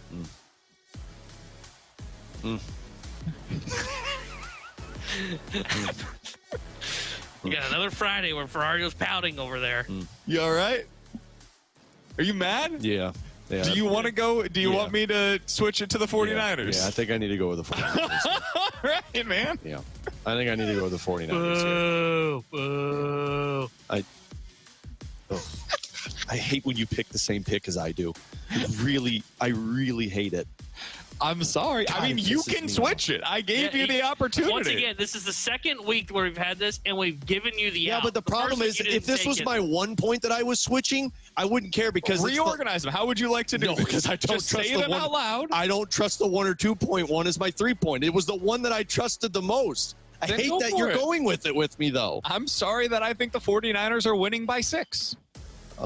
Worst case scenario, though, you either don't gain any ground on them. Period. I know, but it's the tiebreaker one, and that's the part So? that's so Looks is pouting. frustrating. I My know. toddler does this. I know. I wasn't pouting. I just just pissed it got to this point. Let's go to the replay review. wasn't pouting. I Go was just- to the replay review. Hey, man, it's frustrating. you There know? was deep breaths. Never a took- stare. I I think never took- arms were crossed. I never took. Well, my arms are all. I never took the finger off the chess piece. We read a Daniel Tiger book to our 2-year-old, and he says you can count to 4 and you'll feel better. That calms your body. There you go.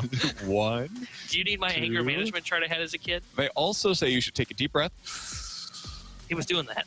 and then out. And you do that 4 times, and then you'll feel better as well. It helps you to calm your body. Yeah. Coming up in 15 minutes, we're going to dive into the junk drawer. But next, are the Cardinals going to re-sign Ryan Helsley this offseason? We'll talk about it here on BK and Ferrario. 101 ESPN is your home for Blues hockey. Every month during the season, you can score a pair of tickets to a Blues game at Enterprise Center. A new winner is picked every month throughout the season. Enter to win now at 101ESPN.com or on your 101 mobile app presented by Ted Cruz Frozen Custard.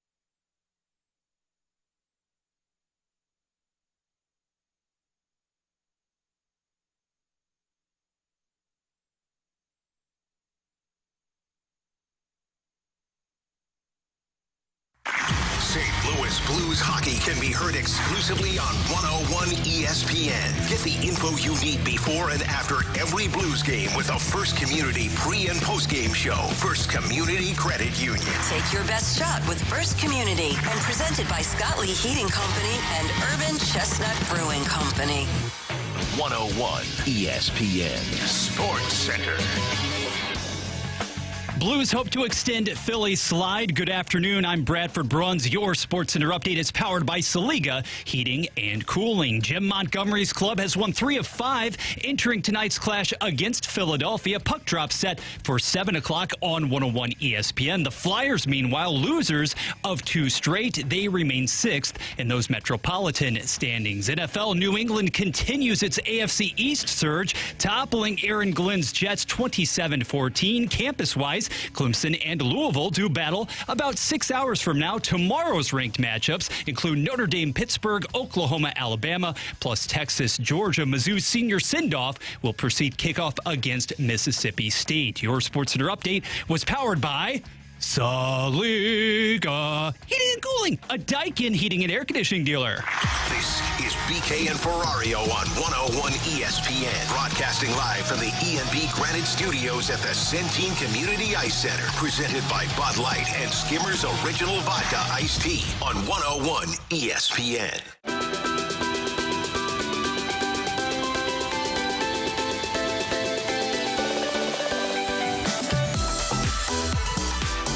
The Cardinals appear to be in the market this offseason for at least one veteran reliever. That may sound strange considering they're going into some version of a rebuild. And typically, you don't want to spend a lot of money on relievers when you're going through a rebuild. That being said, Alex, I think it makes all the sense in the world. This goes back to the conversation we had about how did the Royals build up their rotation? Well, they went out and they acquired Seth Lugo and Michael Wacha via free agency. And then the big thing they did, they signed Aroldis Chapman in the offseason, and then they flipped him going into the trade deadline for Cole Reagans, who eventually became the #1 starter for the Kansas City Royals. All that meant was signing a guy in the offseason that had trade value. So that's where I think this would make sense for the Cardinals. A, it allows them an opportunity to put some of their younger relievers into slots that make sense for them. And B, it allows for a potential of spending a little cash to get a prospect at the trade deadline. One of the names that is probably going to be discussed this offseason as it pertains to the Cardinals is a potential reunion. Here's Ryan Helsley on the Foul Territory podcast, the Cardinals Territory podcast yesterday. I think I would expect them to reach out. I don't know if it'll be, serious, but maybe to check in and, kind of gauge the waters, so to speak. And, I had a good talk with Chaim after I was traded, and, it was really encouraging on possibly maybe, coming back there. And, obviously things changed. That was 3 months ago, but, I really enjoyed my time getting to know Chaim a little bit and think that the Cardinals' future is in really good hands with him. What changed, the biggest thing that changed, was Ryan Helsley was generally terrible in his time with the Mets.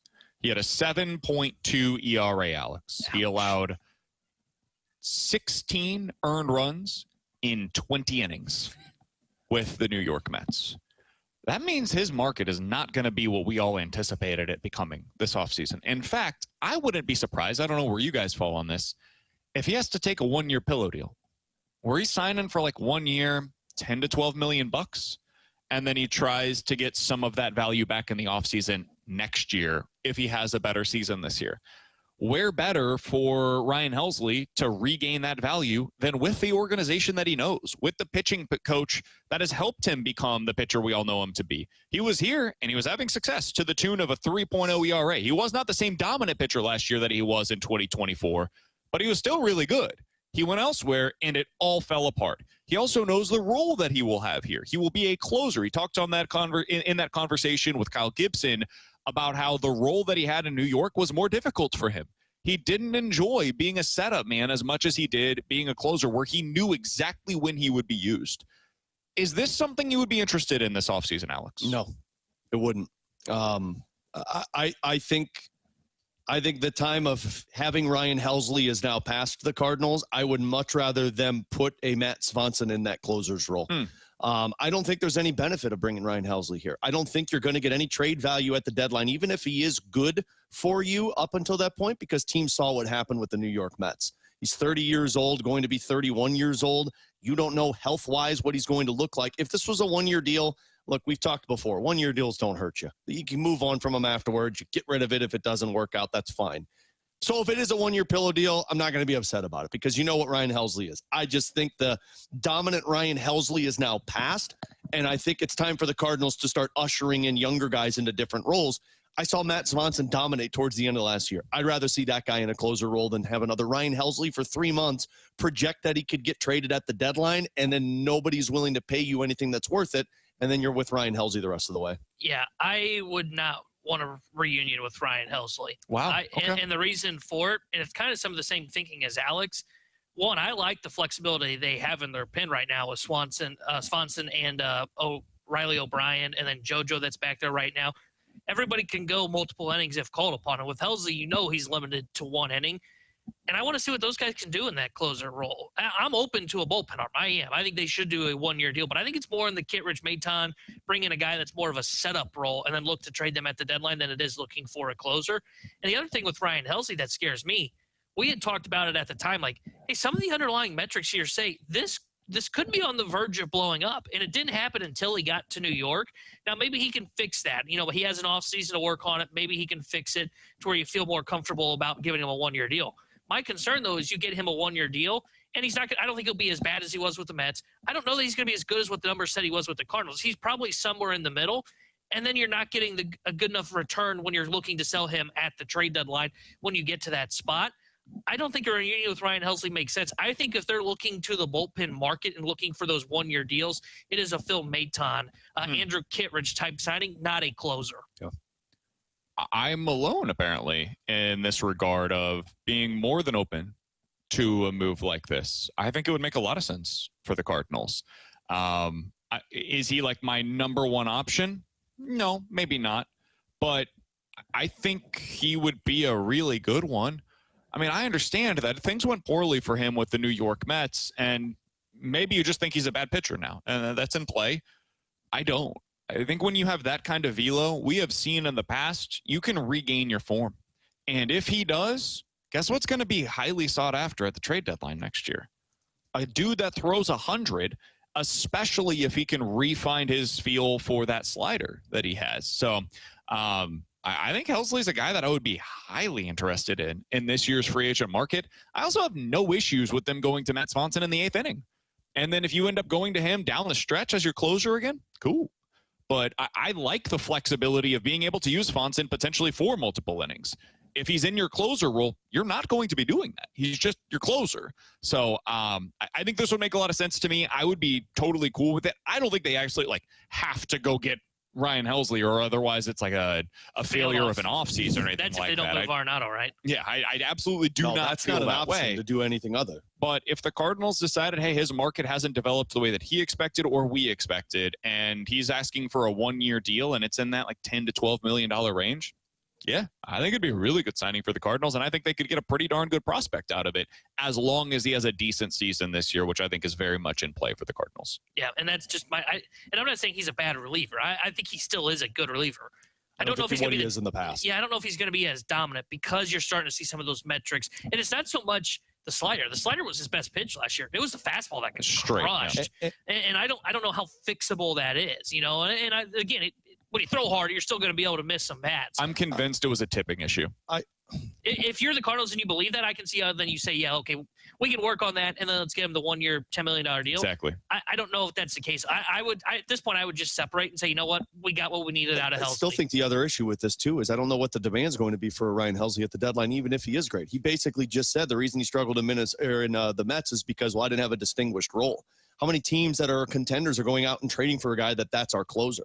I mean, a lot of them. I feel like they go and just put him into a bullpen and say, you're going to be one of the guys. And Ryan Helsley is the guy that we saw in St. Louis. If he's not on a schedule that he knows what's going on, he's not going to have the same success. From the 618, look at the guys that BK is suggesting the Cardinals go after. I believe he wants the Cardinals to compete next year. This would not be a compete move. I mean, I guess it has a byproduct of making you a better team, and therefore it's about competing. But my logic in signing a reliever, whether it's Helsley or somebody else, you can throw them all into a bin. I don't really care as long as they've got good stuff. That's what teams covet at the deadline. They want stuff coming out of their bullpen. That means high velo and a big breaking ball. And that could even mean like they don't have a great walk rate, or they're guys that don't have the best ERA. They're coming off of a down season. That sometimes ends up with them the next year figuring it out. We know how bullpen arms work. These guys are highly volatile. If they find the guy and they hit on it and it's the right dude, they're highly valued. And it's almost the opposite for a guy like Phil Maton, who was a really good reliever for the Cardinals next year. He was excellent. He was better than Ryan Helsley was the entirety of the season. He was not as highly sought after last year at the deadline for the same reason that he wasn't highly sought after in the offseason. He had to sign with the Cardinals on a 1-year, $2 million deal because he doesn't have the velo. So teams just don't view him as having the same stuff as a pitcher like Ryan Helsley. That might sound crazy for you, and I totally get that. But the pitchers like Ryan Helsley are the ones that are in demand at the deadline. So he would be the kind of guy that I would be trying to go after this offseason, even if it's not him specifically, but one of the relievers that ends up not having the market that they're anticipating going into this year's offseason. Alongside Alex and T-Bone, I'm BK. It is 12:54. Your time check brought to you by Clarkson Jewelers, an officially licensed Rolex jeweler. We are broadcasting live at the E&B Granite Studios out at the Centene Community Ice Center. We've got Bradford Bruns back in the studio for us today, and we are diving into the junk drawer next year on 101 ESPN. Tomorrow morning, Texas A&M and South Carolina. Pregame at 10:30, kickoff at 11. The NCAA plays on 101 ESPN.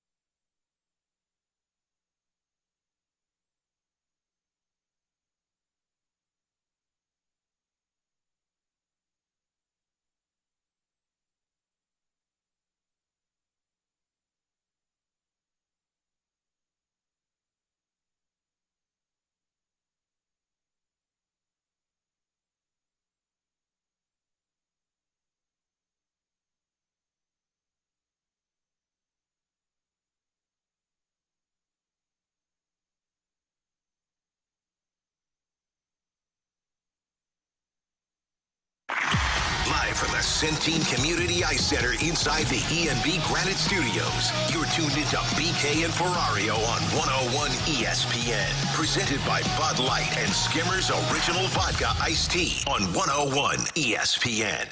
Let's open it up. The Junk Drawer with BK and Ferrario.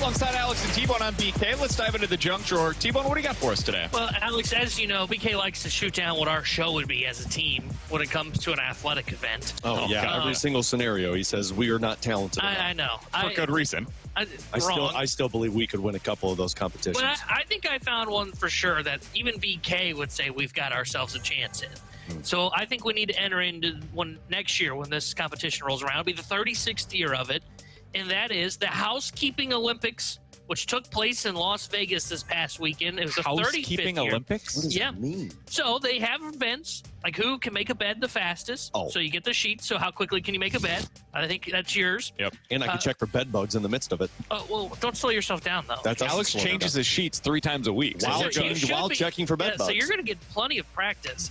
Cleaning up a mopping obstacle course. Oh my gosh, I could do my kitchen in under 10 minutes. And I got a bigger kitchen. Okay, so that'll be your event as well. Nice flex.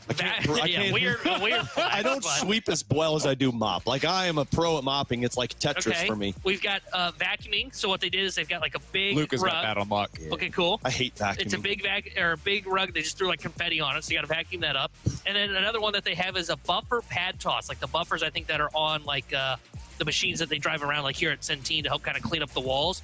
I don't understand why that one would be part of the Well, I cleaning. think it's you buff the floor, though. Not the wall. You buff the floor, right? Yeah. Well, yeah, I meant up against the side of the wall, but yeah. Okay. But that's one of the Never done that before, but I'm sure I could do it. The bed making and the mop, game over. Nobody's got a chance. And there's other, like I'm sure there's others. Like I'm sure one is like cleaning dishes. You know, how quick can you clean a pair? Are you cleaning them with your hands, or are you cleaning them to put in the dishwasher? Two very different I think conversations. with your hands would be my guess. Oh, okay. I got that that's one. just some of the competitions that I was able to read up on these Olympics that are taking place. I probably Las fail Vegas. the dishwashing one because I do it to like shut my brain off. So I take my time on the dishes. That one I'd fail at. I kind of like doing dishes nowadays. Yeah.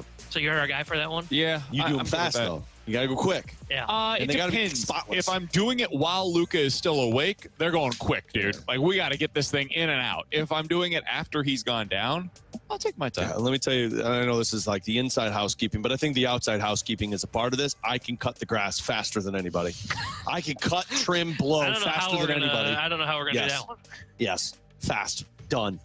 Easy. This feels more in our alley, but this is not sports. I disagree this there. Is not an It has athletic to be a sport. endeavor. It's called the Olympics. There's some This is not an cardio athletic and some. I've played beer Olympics before. That is also not a sport. I think we could do better. I think our show would be amazing at beer Olympics.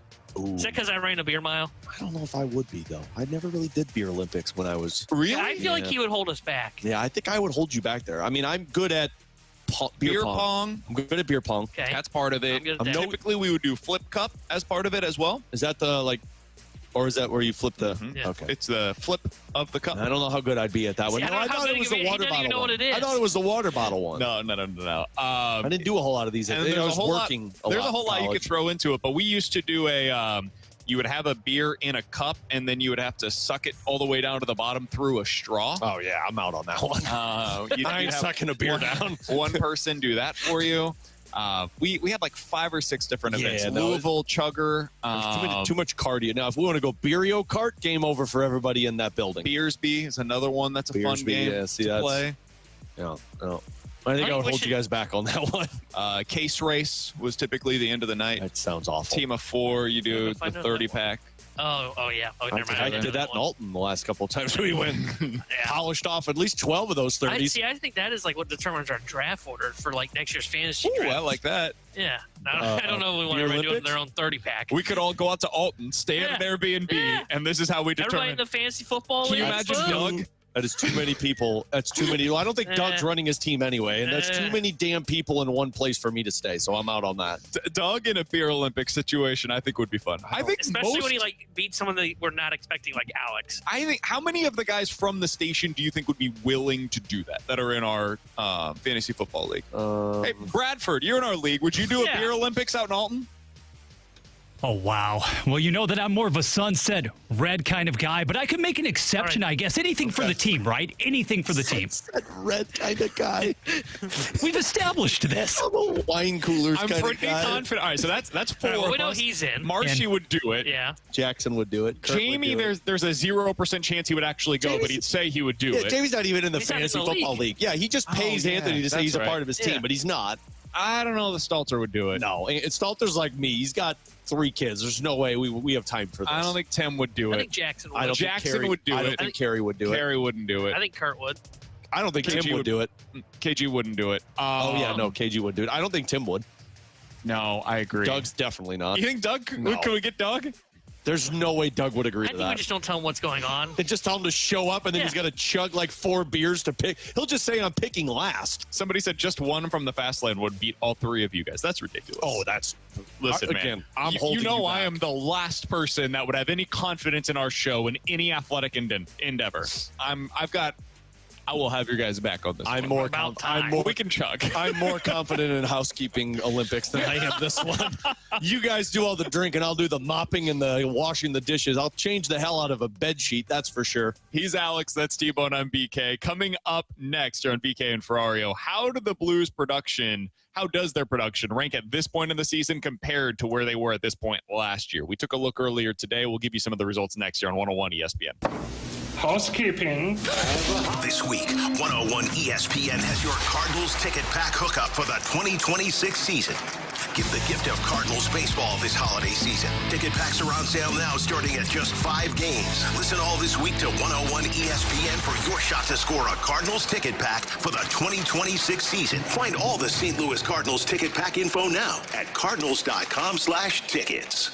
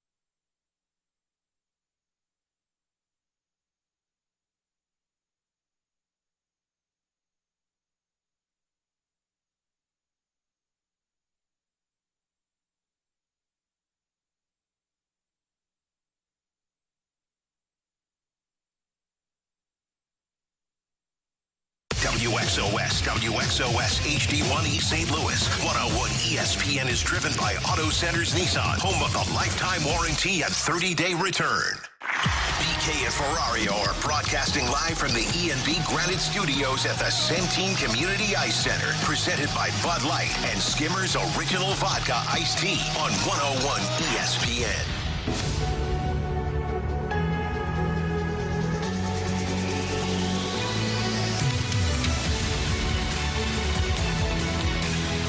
Alongside Alex and T-Bone, I'm BK. It's BK and Ferrario here on 101 ESPN. So, Alex, earlier today I was curious, how does the Blues production rank at this point in the season compared to where they were at this point last year? Because we know the Blues right now are not a great team. They also weren't particularly great through 17 games a year ago. Now, that happened under a different head coach, and maybe that was part of their lack of production. T-Bone argued otherwise, but, you know, it wasn't great.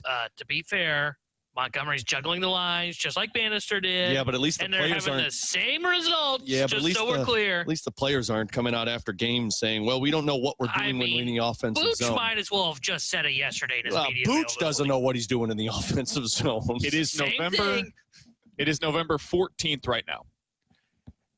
On November 16th a year ago, or excuse me, on November 12th a year ago, the St. Louis Blues. Missouri was up a playoff. The St. Louis Blues played at home against the Bruins. I remember going to a Brewer said, if the Bruins lose tonight, I think fire Jim Montgomery.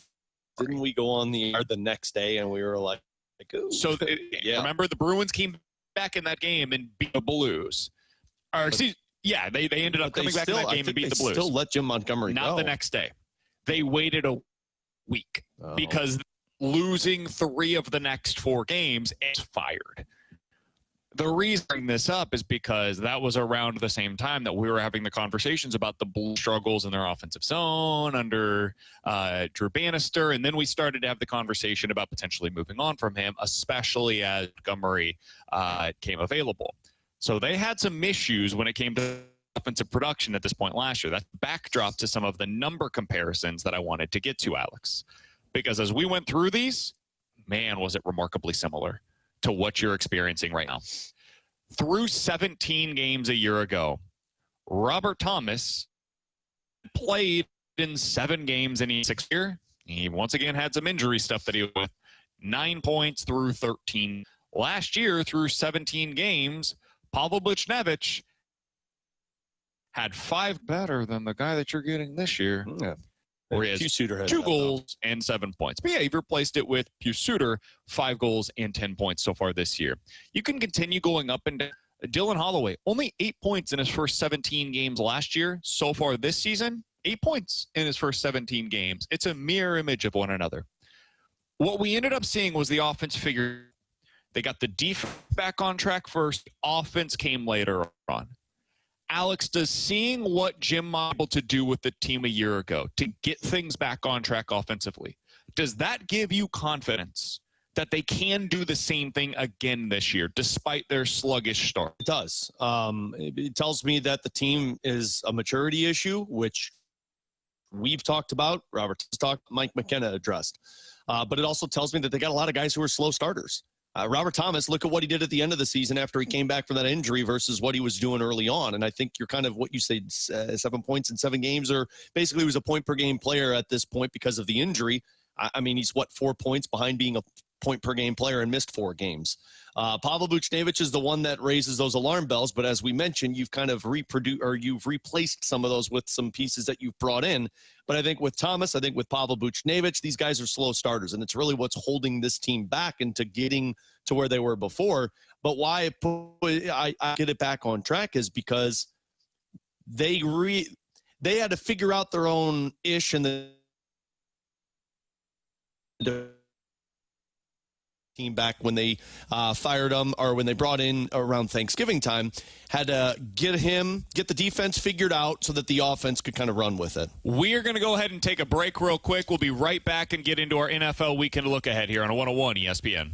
Start your day with the morning after on 101 ESPN. Get in the know first on everything St. Louis sports with Tim McKernan, Doug Vaughn, and Martin Kilcoy. Listen to TMA weekday mornings from 7 to 11 a.m. on 101 ESPN. The morning after is presented by Brown and Crouppen Law Firm.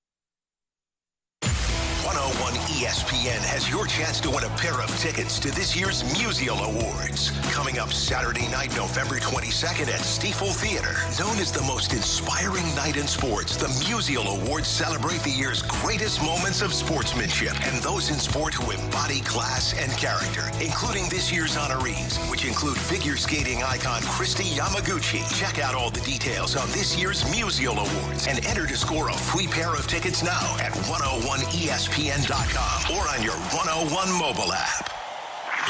Broadcasting live from the Centene Community Ice Center inside the E&B Granite Studios. This is BK and Ferrario on 101 ESPN. Presented by Bud Light and Skimmers Original Vodka Iced Tea on 101 ESPN.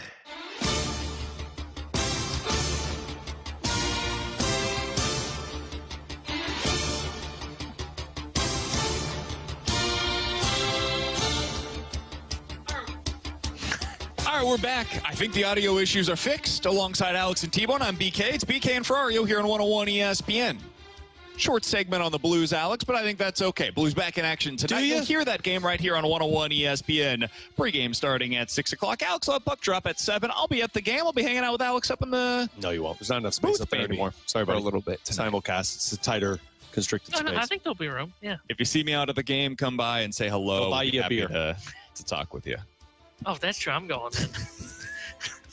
Let's get into our NFL weekend look ahead. It's actually a pretty good a slate of games this weekend.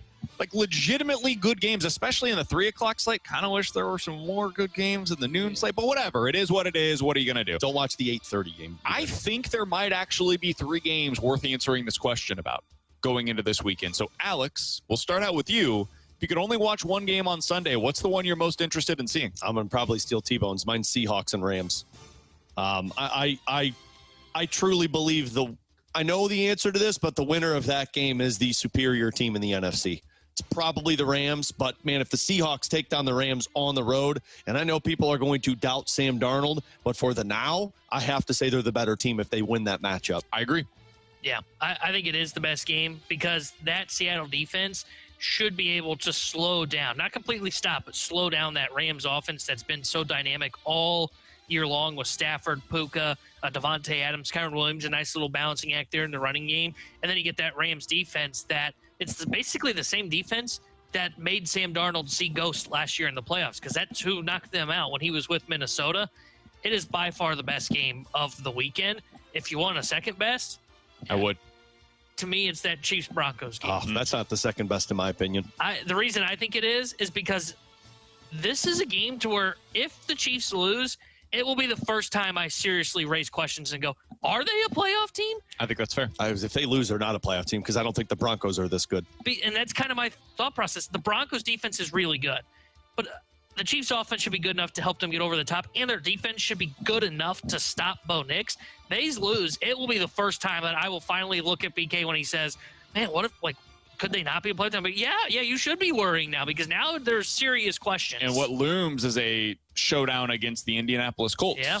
I think they play this weekend against the Broncos on the road, and then next week at home against Indy. And let's not forget, they still have another game to go at home against both the Chargers and the Broncos, neither of which is a for sure win.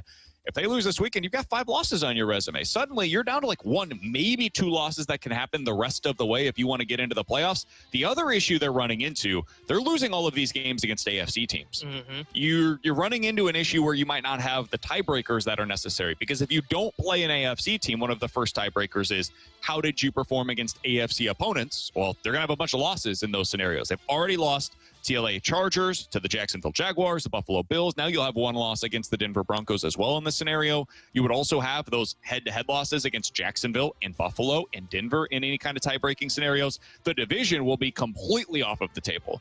If you end up losing this game, you'll be 4 games back, basically, of the Denver Broncos because of that head-to-head win that they have against you, too. So, yeah, man, this is a big one between the Broncos and the Kansas City Chiefs. If I was going to go to a different game, dude, Bucs versus Bills is awesome. That game rocks. I don't know who's going to win it. It's a 5.5-point favorite in favor of the Bills. I think that's too high. The Bucs have not been great lately, but I still think they're a good team. They're a fun team. I saw Bucky Irving, I think, return to practice in a limited capacity. His coach said today officially that out? he and Godwin are out for this one. Yeah, that sucks. That's why it's not. Lions and Eagles, to me, is the second best game of this week. It's a great one. I just wanted to make sure that we mentioned the Bucs versus the Bills game because I think it's going completely under the radar with these other 3 games that we're talking about because of what Alex said. Lions, Eagles, Sunday Night Football. I mean, could you ask for anything more? You've got 2 potential NFC championship previews this weekend. Seahawks versus Rams, Lions versus Eagles. If either of those games was on Championship Sunday, wouldn't be a surprise to anybody. Yeah, I think if the Bucs had Bucky Irving and one of Godwin or Evans in this game, I would agree that one is higher up. But because they don't, I think the Buccaneers have taken a step back because that offense just can't be elite. I mean, you finally have hit that fatigue factor to where it's like, man, I'm trying to make something with Tez Johnson and all of these other weapons. So I think in a couple of weeks when they get healthier, that matchup would be so much more entertaining. But I mean, let's not forget, though, the Bills didn't exactly look like world beaters either last week. Yeah. And I think probably there's more intrigue on the Bills side of things. I also wonder if it's what you said on Monday to where it was just a letdown after the Chiefs game. So I classic trap game. Yeah. Chiefs at home. Go to Bucs Miami. at home. Yeah. Miami on the road in the middle. Yeah. So I understand that Chiefs and Broncos one should be intriguing. I'm so done with the Broncos. To me, I look at this as the Chiefs win this game. And if they don't, then I'm kind of done on the Chiefs. because the Broncos, as great as they are defensively, they still don't have their best weapon defensively, which means there's some opportunities to exploit. And I don't know how the Broncos are going to put up points. They haven't been able to. All right, let's get to our next thing up here, which is our upset of the week. If you had to pick an upset this weekend, who are you going with? Alex, do you have one ready to go? Yeah, I think mine's the Panthers over the Falcons. That's the one that I would pick too. When I looked at it for our pick 'em, I'm like, do I really think the Falcons can win this game? And it's like, no chance. But I don't know if I trust the Panthers enough. What was it, 3.5? I think I saw this morning. Yep. I'm done on the Falcons. I think I saw Penix Jr. was talking about how none of his coaches are helping him. He's got to use his high school coach because of the confidence that he's lacking right now. The Falcons are a broken team once again, and I can't believe I bought into them a couple of weeks in. I think the Panthers could win. It's also not a huge upset. I mentioned one of my picks is the Bears over the Vikings. 2.5-point road underdog, 3-point road underdog. I like the Bears to win that game outright as well. I've got two that I like as upsets, and the first one is the Cardinals over San Francisco at home. They are a 2.5-point dog at home. I like Arizona in this one just because I think there's going to be some rust with Brock Purdy.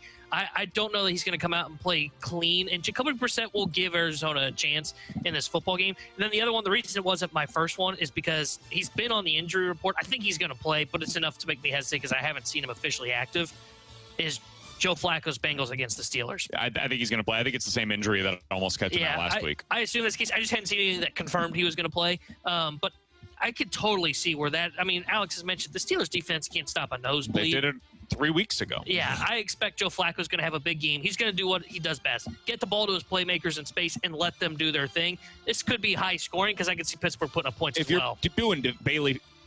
If you were doing daily fantasy this weekend, Josh Bailey, that is a game that I would be looking to target. Bengals at the Steelers because neither of those two teams plays any defense. Yeah. Jamar Chase, T. Higgins, I don't think is going to be played all that much, so he's a pretty interesting tournament type of a play. Jaylen Warren is a really nice play. The Bengals don't stop anybody on the ground this year. Chase Brown, I think, could have a bunch of potential catches through the air as well, especially if they're playing from behind. That's a game that I would be looking to target. I hope you put some Bengals players in our Rhino league. I've got Chase Brown, I think, in our league. I also had last night fantasy football, so I hope he has a big game. I also had last night Drake May, who was just fine. Wasn't great game for him on the fantasy side of things, but we had Travion Henderson, and he was excellent last night. Had a great game. By the way, we haven't mentioned that game at all. Patriots did exactly what we expected them to.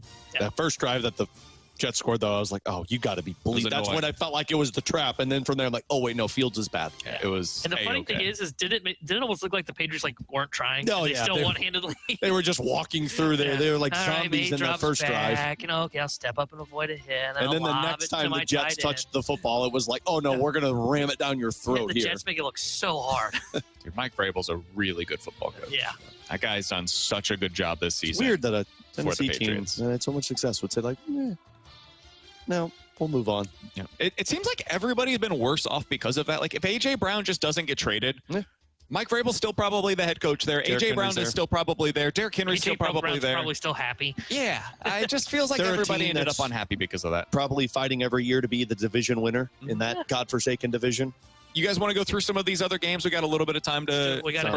Sounds like the Fast Lane Pick'em Challenge. Let's do it. 314-399-9646 is the Air Comfort Service text line. You give us 4 different options. We'll tell you which one's got to go coming up on the other side. Let's give them all the wrong answers, T-Bone. We've got an international game, a Spain game this time around. Don't watch between the Commanders and the Miami Dolphins.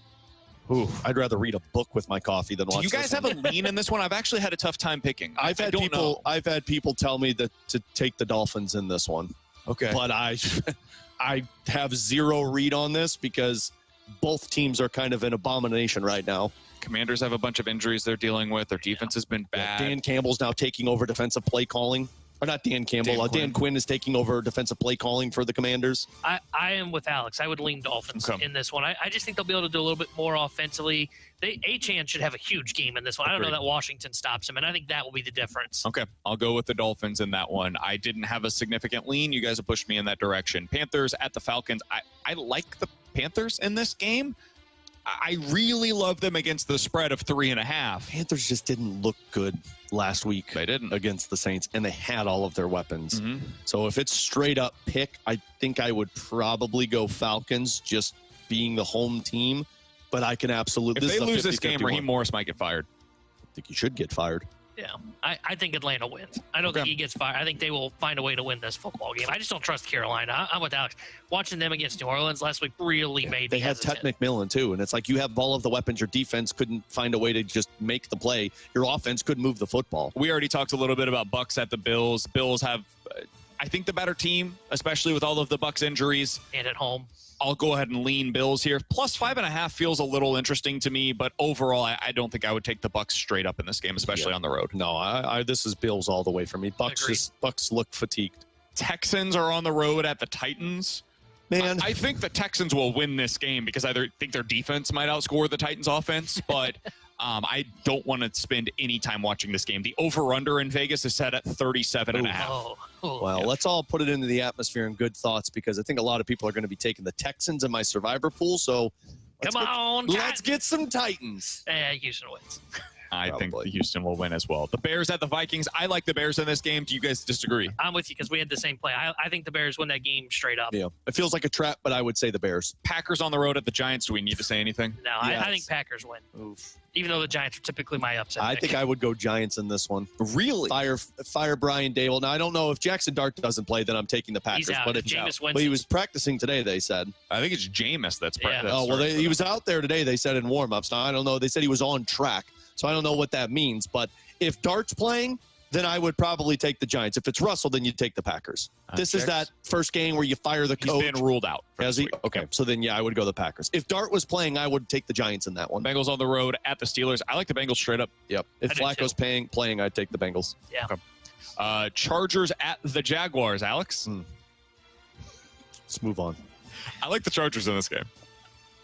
I do too because Jacksonville's missing all their weapons. Chargers, but man, I could see the Jaguars winning too. I mean, I know they have no offense, but they still have ETN, and I also think the Chargers, at some point, the dam is going to break when you keep getting all these injuries to your offensive line. Seahawks at the Rams. I like the Rams in this game. I don't feel great about it though. I do absolutely think the Seahawks are a live dog. Yeah, this one feels overtimey to me. I think Rams. I think Stafford's going to play really well and do just enough to get them over the top to take down that Seahawks defense. Ravens at Browns. We don't have to talk about it, right? Ravens. Okay. Next one up here, 49ers at Cardinals. I really like the 49ers. I know you've said you like the Cardinals. Alex? I'd go 49ers. Okay. I like the 49ers as well. You know you wanted to get off that pick. And it wasn't because I didn't trust the game. It's because of BK picking it. Chiefs at Broncos. We all like the Chiefs? Yeah.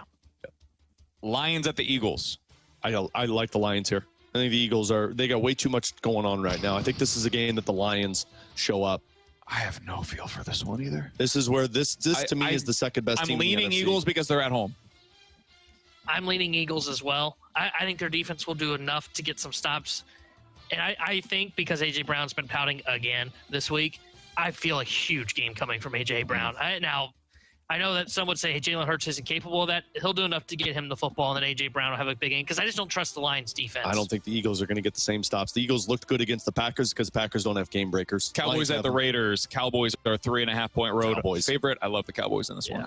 It's going to be high points for the Cowboys. There are a few games that are ultimately going to determine it this week. Commanders versus the Dolphins. I think there's going to be people on both sides of that one. I think there are going to be a lot of differences on the Bengals-Steelers game. And I think that there will be a lot of differences on the Seahawks-Rams game. Eagles-Lions, those 4 games will ultimately determine how the Fastlane Pick'em Challenge, I think, goes this week. Yeah, I would agree with that. Those 4 definitely feel, and really it'll probably be that stupid Spain game that will really decide it. So we'll see what the Fastlane and the Riz Show decide to do on that. If you guys want to see what we had picks-wise for the week, you can check that out on youtube.com/101ESPN STL or on the podcast page after the show today, 101ESPN.com. The free 101 ESPN app is where you go to find it. That is all sponsored by Schaefer Door Company. 101 ESPN app, free to download, super easy to use, and it's sponsored by Dobbs Tire and Auto Centers. Coming up next, you give us 4 options. We'll tell you which one's got to go here on BK and Ferrario. 101 ESPN listeners, please support that Countdown to Thanksgiving campaign to benefit Operation Food Search. Hosted by Lee's Famous Recipe Chicken, Hot Shot Sports Bar and Grill, Coca-Cola, and 101 ESPN. Drop off a non-perishable food donation at any area Lee's or Hot Shots location now through November 21st. And every donation earns a free Coca-Cola beverage. All food collected will go to Operation Food Search to help local families in need this holiday season. And each donor can enter to win a prize prize package that includes gift cards to Lee's, Hot Shots, and hockey tickets. Help make the holidays brighter for local families in need. Get all the details to the countdown to Thanksgiving to benefit Operation Food Search now at 101ESPN.com.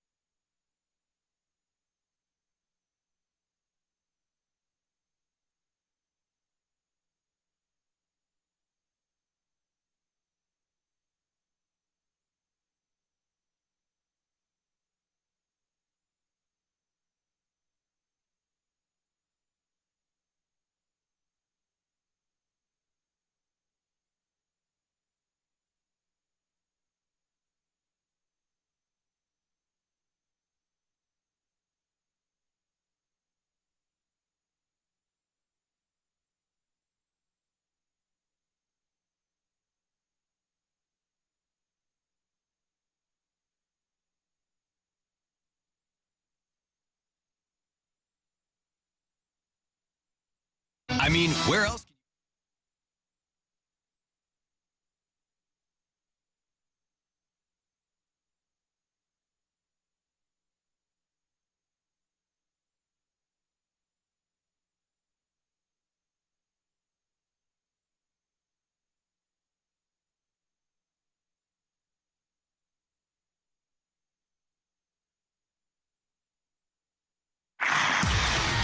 This is Alexei Toropchenko, and today is a Blues Game Day on a 101 ESPN. Blues Game Day on 101 ESPN is presented by Buffalo Wild Wings, the ultimate arena for wings and wins. 101 ESPN Sports Center. Holloway heating up downtown. Good afternoon. It's Bradford Bruns. Your Sports Center update is driven by Johnny Londoff Chevrolet and Johnny Londoff Autoplex. Note forward Dylan Holloway has goals in each of the last 2 tilts, and he aims to keep that production going tonight. Blues Flyers at Enterprise Center. 101 ESPN's pregame coverage beginning post Fastlane. Philly just dropped 2 straight against Edmonton and Ottawa, respectively. College football, Mizzou hoping to avoid a second consecutive loss tomorrow. Mississippi State arriving for Senior Day festivities. Head coach Eli Drinkowitz wants no malaise after Week 11's lopsided defeat. We're going to fight to finish strong. We were in this situation last year after South Carolina, and we found a way to just keep fighting and believing. And that's ultimately what we're going to do. This team has a lot of strong leaders on it, and we're not going out like that. This evening brings Clemson to Louisville, ACC style, while Oregon will host Minnesota. Your Sports Center update was driven by Johnny Londoff Chevrolet and Johnny Londoff Autoplex. See them at Londoff.com. Chevy, together we drive. Are you kidding me? This is BK and Ferrario on 101 ESPN. Broadcasting live from the EMB Granite Studios at the Centene Community Ice Center. Presented by Bud Light and Skimmer's Original Vodka Iced Tea on 101 ESPN. This is BK and Ferrario. Time now for One's Gotta Go.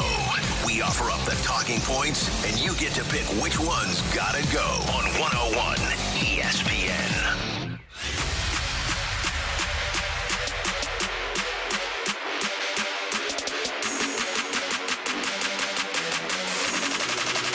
Count that big pen.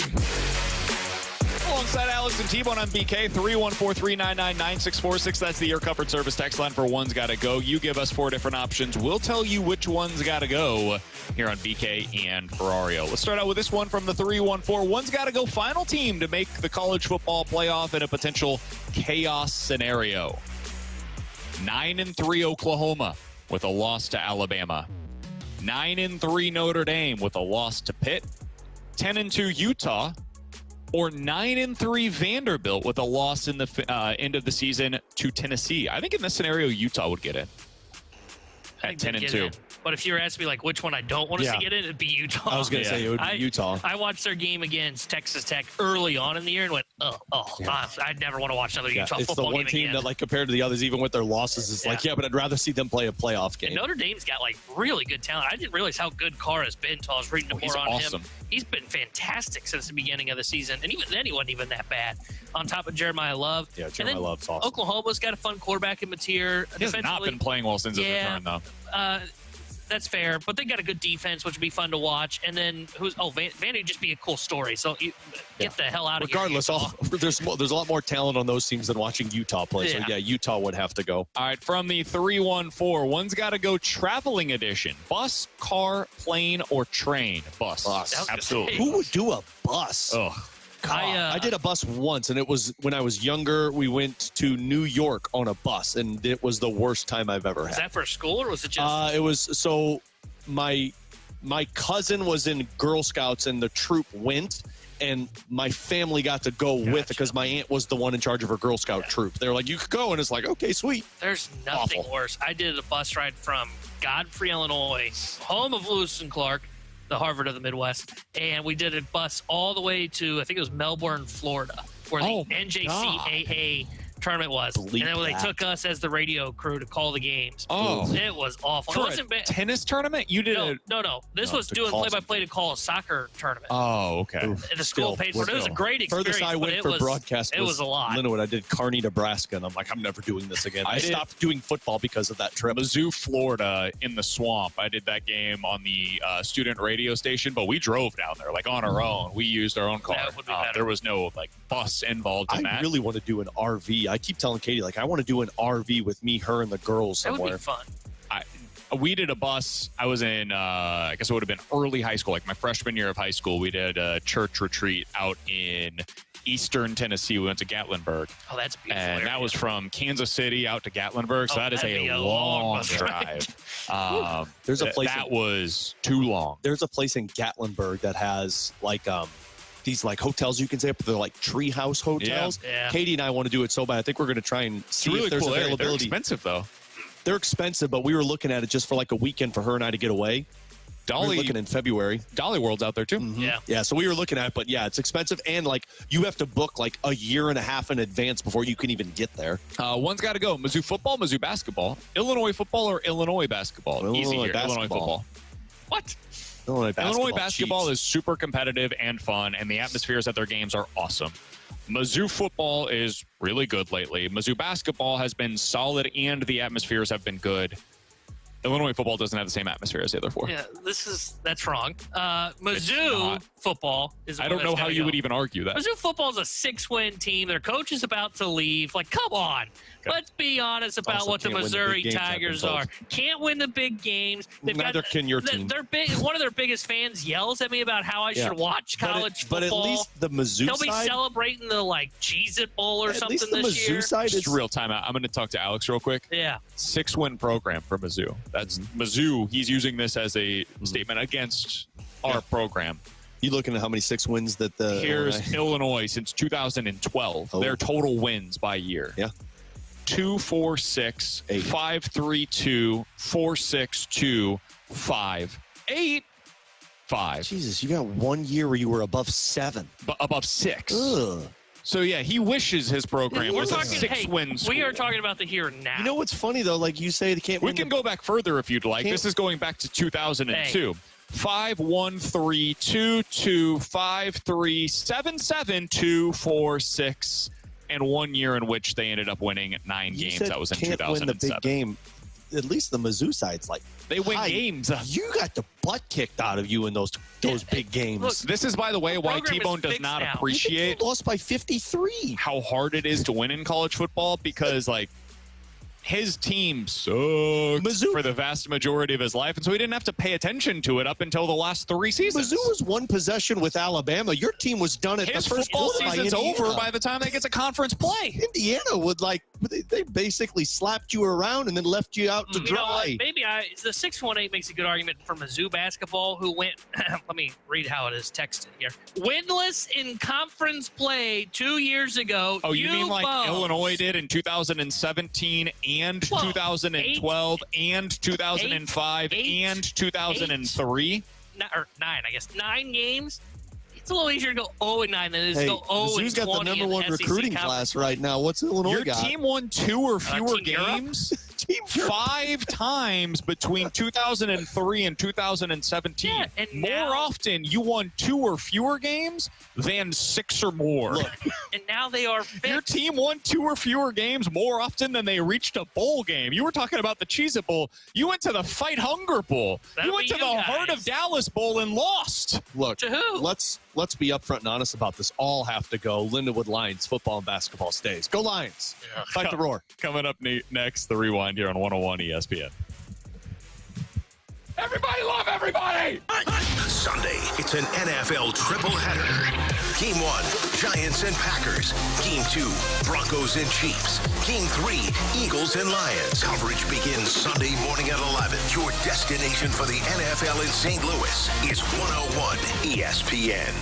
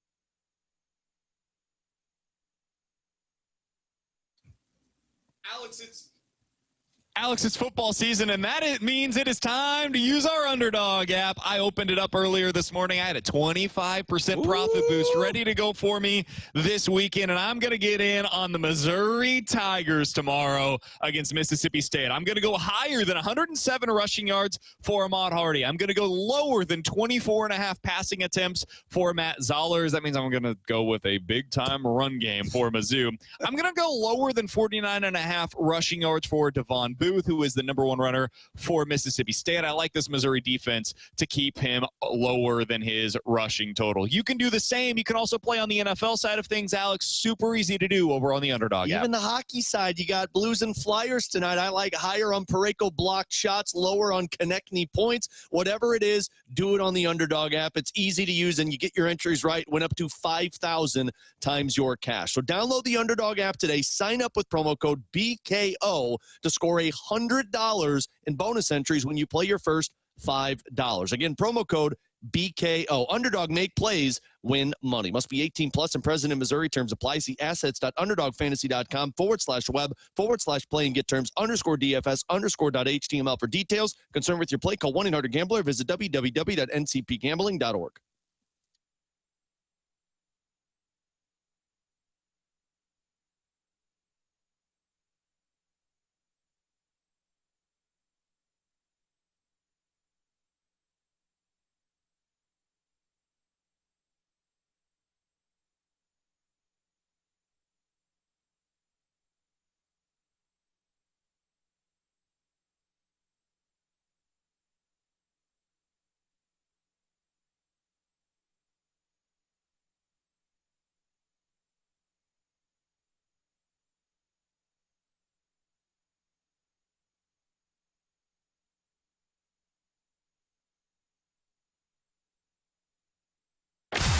Jamie Rivers here, and it is time for another one of my jersey giveaways. And right now, you can register to score a signed Jordan Binnington Blues jersey. Yes, beautiful Jordan Binnington Blues jersey. Gotta love it. Enter to win that autographed Binner jersey at 101ESPN.com or on your 101 mobile app. Jamie's jersey giveaway is presented by St. Luke's, ranked top 2% in the nation for cardiac surgery by Health Grades. Visit stlukes-stl.com. That's stlukes-stl.com. Live from the Centene Community Ice Center inside the E&B Granite Studios, you're tuned into BK and Ferrario on 101 ESPN. Presented by Bud Light and Skimmer's Original Vodka Iced Tea on 101 ESPN. Let's run it back with a daily rewind on BK and Ferrario. Brought to you by Gloria Lou, your home sold guaranteed realty. Selling your home begins at GloriaHasTheBuyers.com. If you guys missed anything from the show today, check it out on the podcast page, 101ESPN.com, and the free 101 ESPN app. You can also see it on YouTube at youtube.com/101ESPNSTL. And when you go over there to the YouTube page, you can see the latest edition of the Last Minute Blues podcast. You can also see a new version of the Redbird Report. We recorded that yesterday. You can find it at youtube.com/101ESPNSTL. Alex, Blues back in action this evening. I'll be in attendance. You'll be in attendance. I now understand from the text line, KG and Tim are both going tonight. It's a regular 101 ESPN night at Enterprise. Wow. Man. Blues against the Flyers. This one I would anticipate is going to be relatively low scoring. Yes, what are you under. looking forward to in this game? Well, one, can you continue your defensive play? Because as Jim Montgomery has pointed out, you've performed well lately in that area. You got Hunter Skinner playing tonight, who's a rookie, so that's going to be an interesting aspect. But really, it comes down to offense. This is not a team that gives up much. Second fewest goals allowed in the National Hockey League,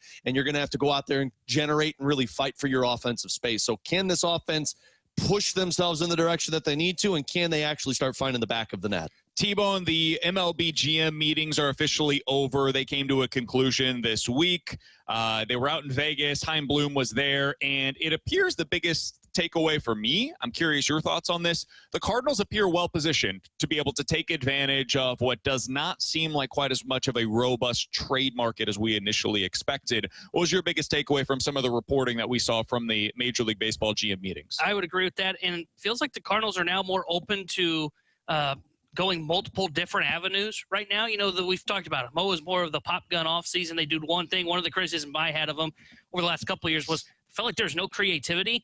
Feels like the Cardinals have a lot of different options. Brendan Donovan might be the best trade chip that's out there on the market. They're going to listen on a see if they can move a Wilson Contreras, possibly Nolan Arenado, Sonny Gray.